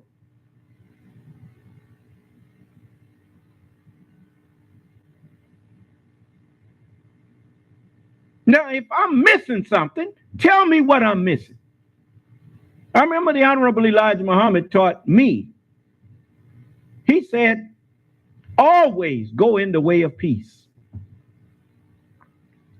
Never be the aggressor upon any man.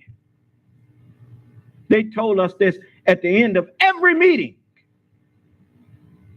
They would have people to stand and say, the Honorable Elijah Muhammad teaches us that we should always go in the way of peace and never be the aggressor upon any man. But if you are attacked, fight with those that fight with you. And they cease fighting with you, cease fighting with them.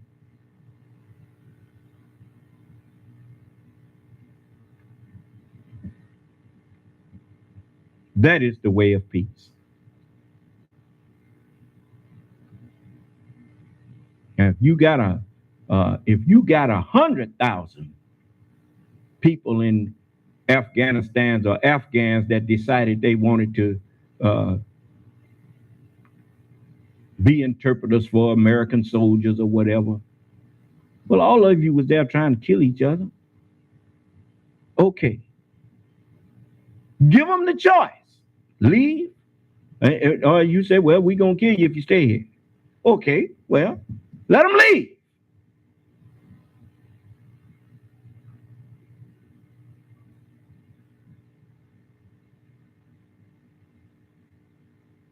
That is the righteous thing to do.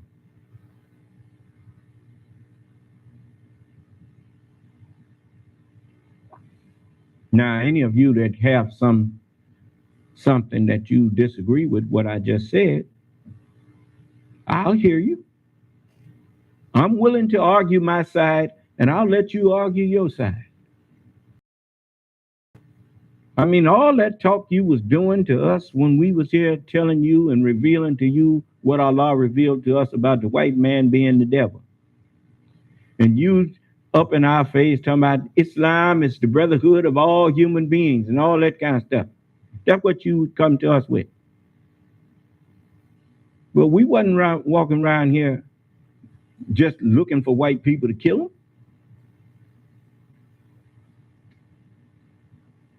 Allah revealed that they are devils. He also revealed that we made them.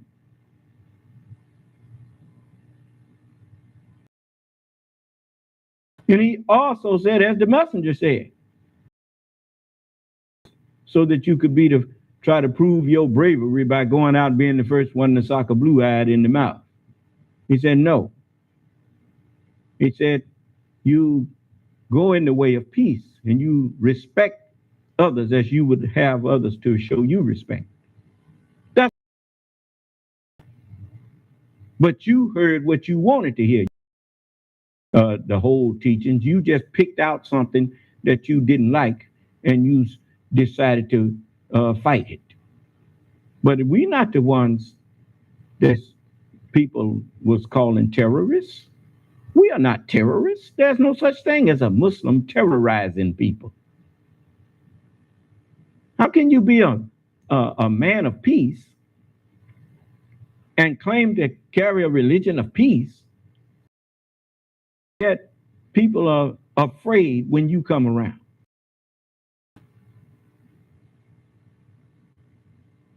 Ain't nobody is scared when I come around that I'm going to do them some harm.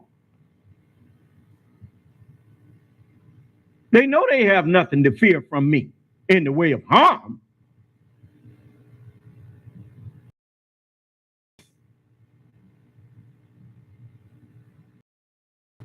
I go handle my business and I mind my own business, and I don't try to force myself where I'm not wanted. And if people was at peace when I walked up, they're going to be at peace when I leave, because I'm not going to break nobody's peace. I'm very careful about that. People, sometimes I may get in a one-on-one conversation with somebody in a short little talk. But if they want to question me out in the marketplace or something about me, I say, I don't teach out in public. I said, what you do, you call in the class and ask all the questions you want.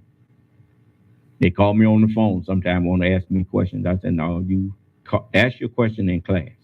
That way, when I answer your question, whoever else had that question, they get the answer at the time you get it. But I don't do private teaching, because people can go out and say you said something that you didn't say and all that kind of stuff. So I don't do that no more.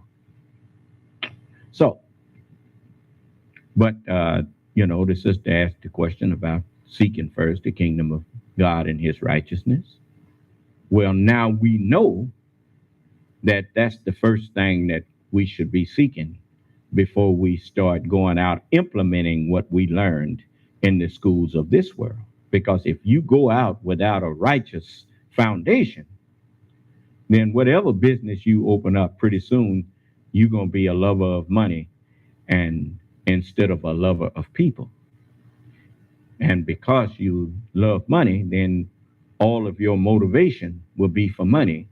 And many times you will sell people inferior goods. You will give people inferior service, because you are more interested in getting to the next dollar than you are in satisfying that particular need that that person came to you for. So you seek first Allah's knowledge. Allah's kingdom is his knowledge, the knowledge of righteousness. That kingdom is solely Allah's. Nobody else have righteousness. All our righteousnesses are as filthy rags. And so Allah is the sole possessor and the sole creator of peace. Righteousness is what will bring you peace. You see, wealth is not that which will bring you peace. Righteousness brings peace. Wealth is a tool that you can use after you are at peace to help bring about peace on earth. You understand?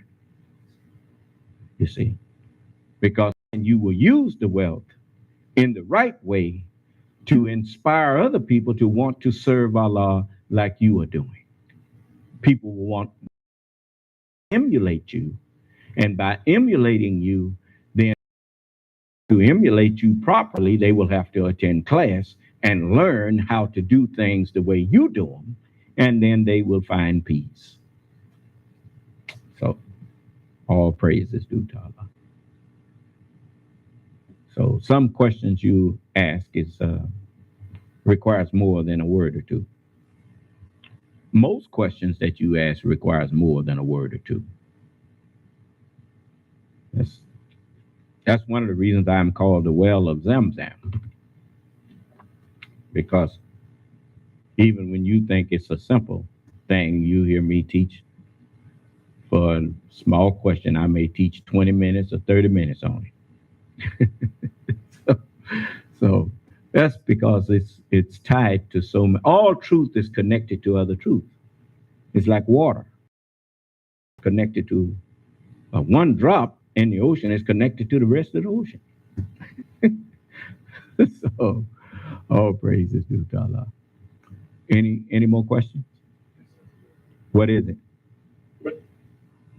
Yes, sir. You spoke on the Afghanistan situation, and from watching interviews, I had two questions. One, what about the people that were the interpreters that have family there, and the United States is not getting them out? Well, just a moment. That's why I said what I said. I mean, the evacuation of troops from Afghanistan didn't just start with President Biden. If you recall, Donald Trump is the one that set that in motion. He's the one that was more interested in removing the troops and not caring about the people who had helped the American people. He was there making enemies. That's what that was done for. He reneged on all of the friendships that America had made and was trying to isolate America from her friends. So now President Biden was left a mess. He's too much of a man to say that, look, this is Trump's mess. This past 4 years before I got here, this was set in motion. It was done wrong. But he's no president other than Donald Trump. President Biden is not Donald Trump. He's not going to point the finger and blame Trump for everything that Trump did. He recognizes that he's the president now, no more passing the buck. It's time to own it, even if it ain't yours. Do you understand? And so, yes, sir. So President Biden, he ain't been in there but 6 months. I mean, it's not like, I mean, this man took office in the middle of a pandemic that was killing, the death toll had reached 600,000 Americans. Do you honestly think he was thinking about what was going to happen over there in Afghanistan while the people in America was dropping like flies? No, he had to take care of one fire. You put one fire out at a time. And so that's what he's doing. The first busload of them have already been here. These people are trying to make it look like he haven't done enough. Well, what the hell you wanted the man to do?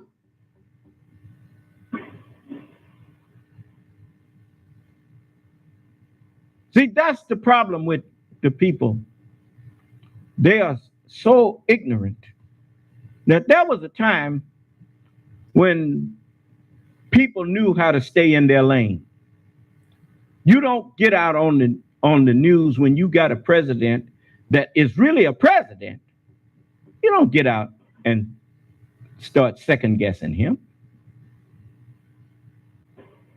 You let him handle his business, and you give him sufficient time to handle his business. And as long as he's handling the business, what are you complaining about? Well, it ain't going fast enough. Well, how would you know how fast it needs to go when you don't have all of the information that he has? You know, that's the one thing that I try my best to do is when a man that's in a position that is a party to more knowledge than myself. I don't try to be judgmental. I try to get some facts. I will try to ask questions as to why is this or why is that. And I'll tell you something else. As long as people are trying to listen in to see what your plans are, no intelligent president public all of his private plans for what he's doing for his friends who are yet in the midst of enemies, potential enemies, if nothing else. We don't know everything that President Biden's administration has going on. And since we don't know, then we need to just trust that the president knows what he's doing. Steve, sir, my question is more so towards you were speaking to the Muslim brothers over there, and I was asking you in terms of you, because you always spoke on if the interpreters want to leave. My question was, what about the people who have families? Obviously, want to stay there with their families. Well, brother, you know, when you start talking about people who want to stay there with their families, nobody likes to leave home. But if you was fighting in a war and you was on the losing side, or your side is pulling out, well, you made your choice. So, I mean, they don't trust you. We see what has happened when you let the losers stick around. In this country, they let the losers go back to their farms. They let them go back and act like had nothing ever happened. All they had to do was promise not to take up arms against the United States government again. And now they at it again.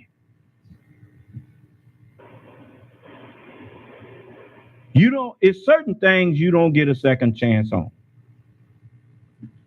Now, if you want to declare war against the United States, you declared war against the United States. You took up arms against the United States. You got to get out of here. I don't trust you to stay around here and don't do it again. Now, I'm letting you walk away with your life. Now, just go. Now, that's what I say to if the Taliban, they done won that skirmish or whatever, they ought to let those people leave and their families go with them. Now, that's what should happen. You see. And not kill them, let them leave. You know. Now that is the solution. You know. It's just like me with the new Nation of Islam. If you turn on me and start deciding that you're going to fight against the new Nation of Islam, I don't want you back. I don't want you. Now you go on about your business, and I promise you, I ain't gonna chase you down to try to do nothing. I ain't gonna have nobody chasing you down. But you stay away from us. I don't want you back. You're gonna out there and turn on me. Nope.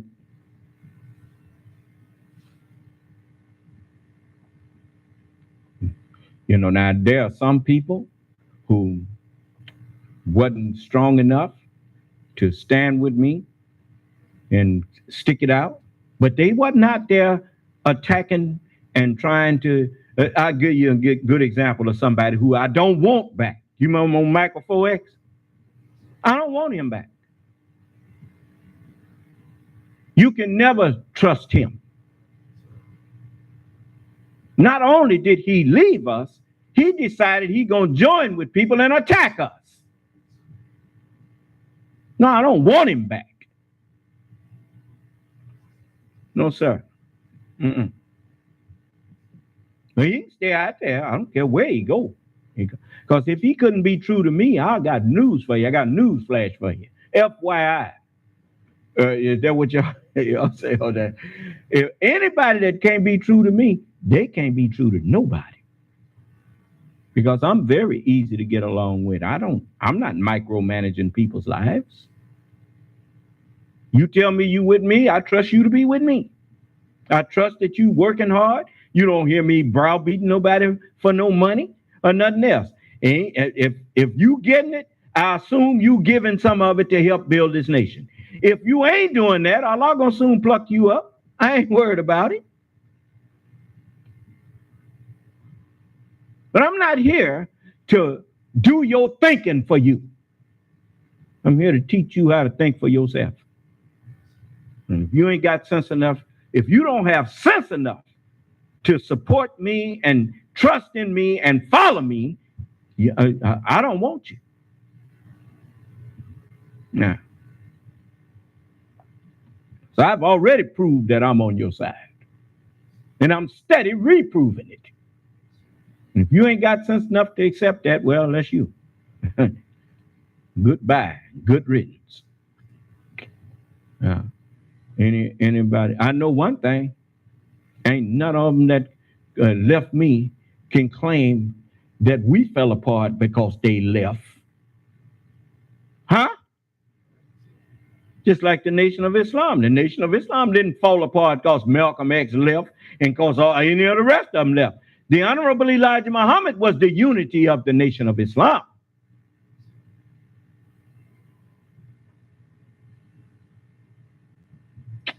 And he told them it was going to go down to almost nothing.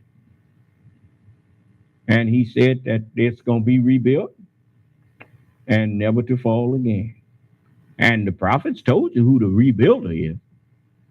He said, we look for a city whose builder and maker is God. And the messenger said, ain't nobody coming behind me but God. I better tell you that. Huh? So if I'm not the grantor of dominion,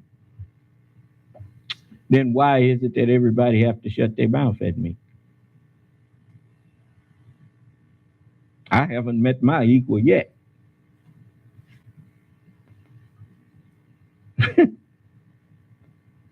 And you haven't either. You run around here trying to invoke all these other people's names. You ain't invoke none of them. What is the point of you invoking somebody's name that's too scared to come in here? Huh? Shoot. Anyway. So, yeah, brother, that's the, they may want to stay in Afghanistan, but, they forfeited that right when they decided that they didn't want to live according to the way that the victors in that conflict wanted to live. If they are not able to come to a brotherly agreement, because I'm going to tell you something. In a country where people claim to be Muslims and yet they killing each other, the truth of the matter is they're not Muslims. The Holy Quran says you make peace between brothers, believers. You don't make war between believers. You make peace between believers. And if you can't make peace and you claim to be a believer and that other person claimed to be a believer, well, both of y'all got bad understanding. You see? So I'm not a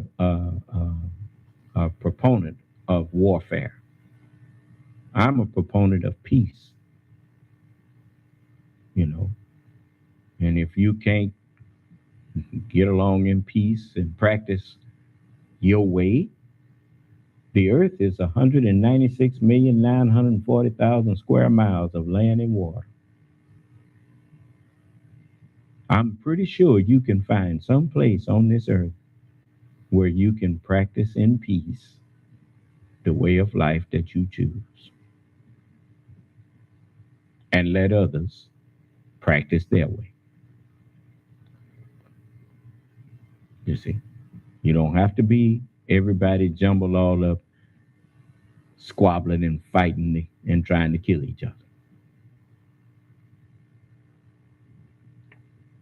Now, maybe you had another premise on that question, and if you do, you can ask it.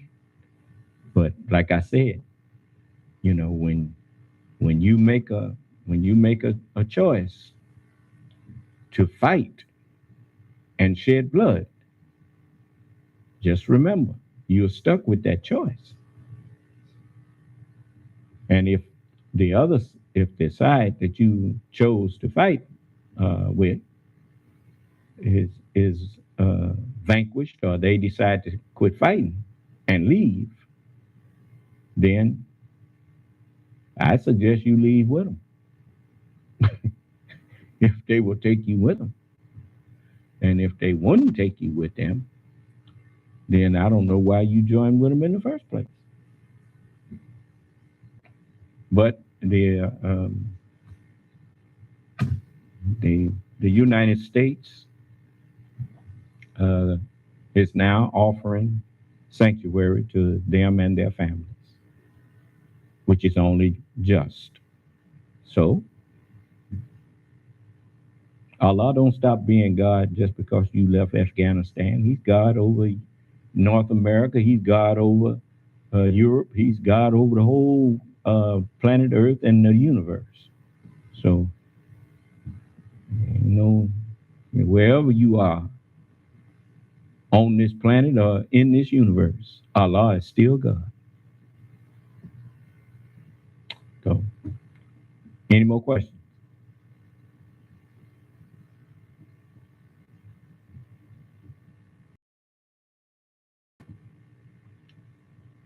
So,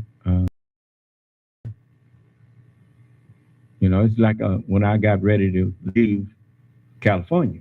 I grew up in Los Angeles. I went all through school, elementary, junior high, and high school in Watts. Hadn't never left there until I went into the military, and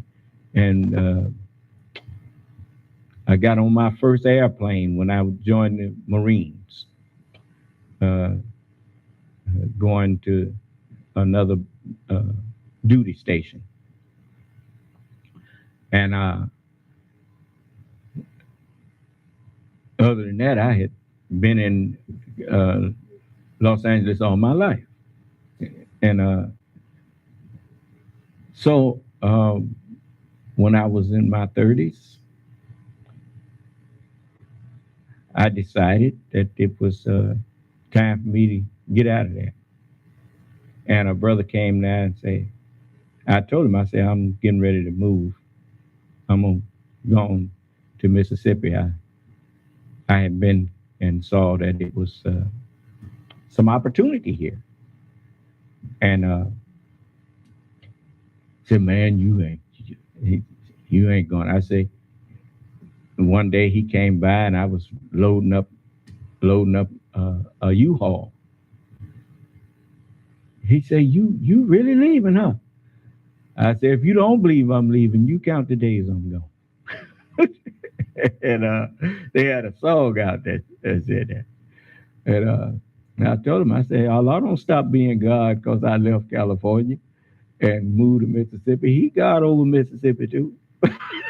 So you know, I mean, I ain't got nobody. I can move anywhere on this earth. Allah don't stop being God.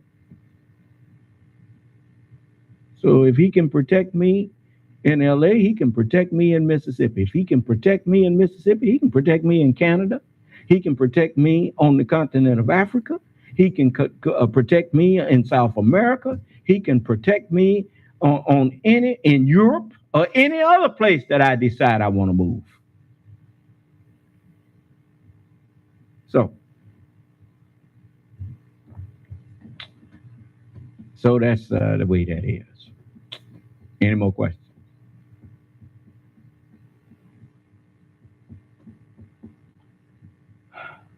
Well, then, I'm going to let you go. I'm sorry we held you over 2 hours. I didn't mean to go this long, but it's always good to have clarity, you know. But, you know, if I truly thought a cause was worth fighting for, and that cause didn't, you know, and I, you know, it was lost for some reason or another, but I still believed in it, I wouldn't want to stay there with the ones that I had disagreed with or whatnot. When I disagreed with W.D. Muhammad, I left the Nation of Islam. The first year that he took off, when he first got in there, I got out. I left. So I didn't agree with him. I just knew I couldn't follow him. And I'm not a faker. If I agree with you, if ain't nobody but me and you, I'll still agree with you. If I don't agree with you, I don't care if it's 5,999,999,999 with you. I still disagree with you. And the rest of them. So that's me. You know, I'm not going to fake and pretend I agree with you. And I will, if I hear you say something that I do agree with, I will agree with that. It's a lot of things W.D. Muhammad did that I thought was the right thing to do when he set down a lot of them captains and lieutenants and all of that kind of stuff. I agreed with that, but I still didn't go back and join with him. Nope. Because his theology, I did not agree with. Him saying that the Honorable Elijah Muhammad was not a messenger of God, I did not agree with that. I don't care what else he did. I knew that I could not follow him and I also knew that people who claim they believed in the messenger and following him, they could not believe in the messenger because he was contradicting the messenger. You don't, on the one hand, claim you believed in the teachings of the Honorable Elijah Muhammad, and then you follow somebody who tells you that the Honorable Elijah Muhammad was not a messenger of God. How do you reconcile that? You cannot with me. Nope. So I didn't really fully understand until I heard the theology of time, where the messenger said, I'm looking for both, a wrecker and a builder. Then I understood. He was the wrecker. I'm the builder. You see? So, any more questions?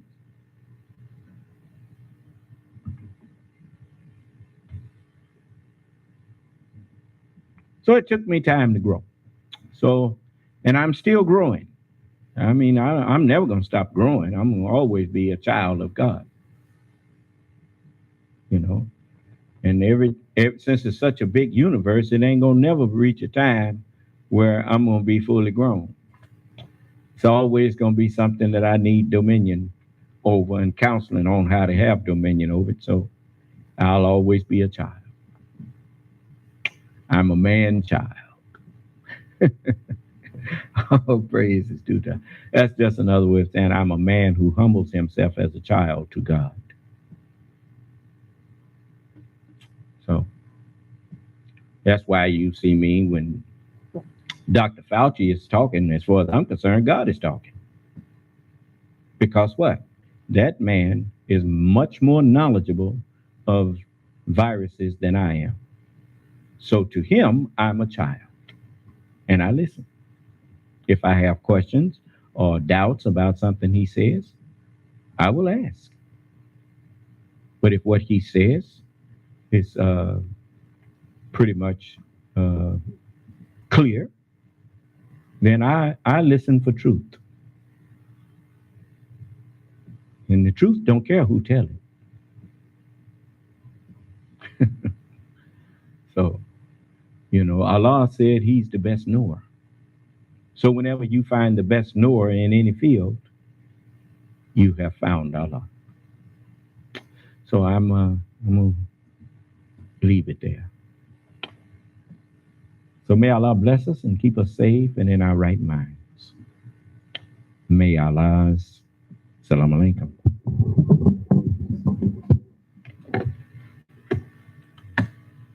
Oh, one thing. Before you start saying somebody is the best knower, you run it by me. Okay? All right. Remember, I'm your head. May Allah's Salam Alaikum.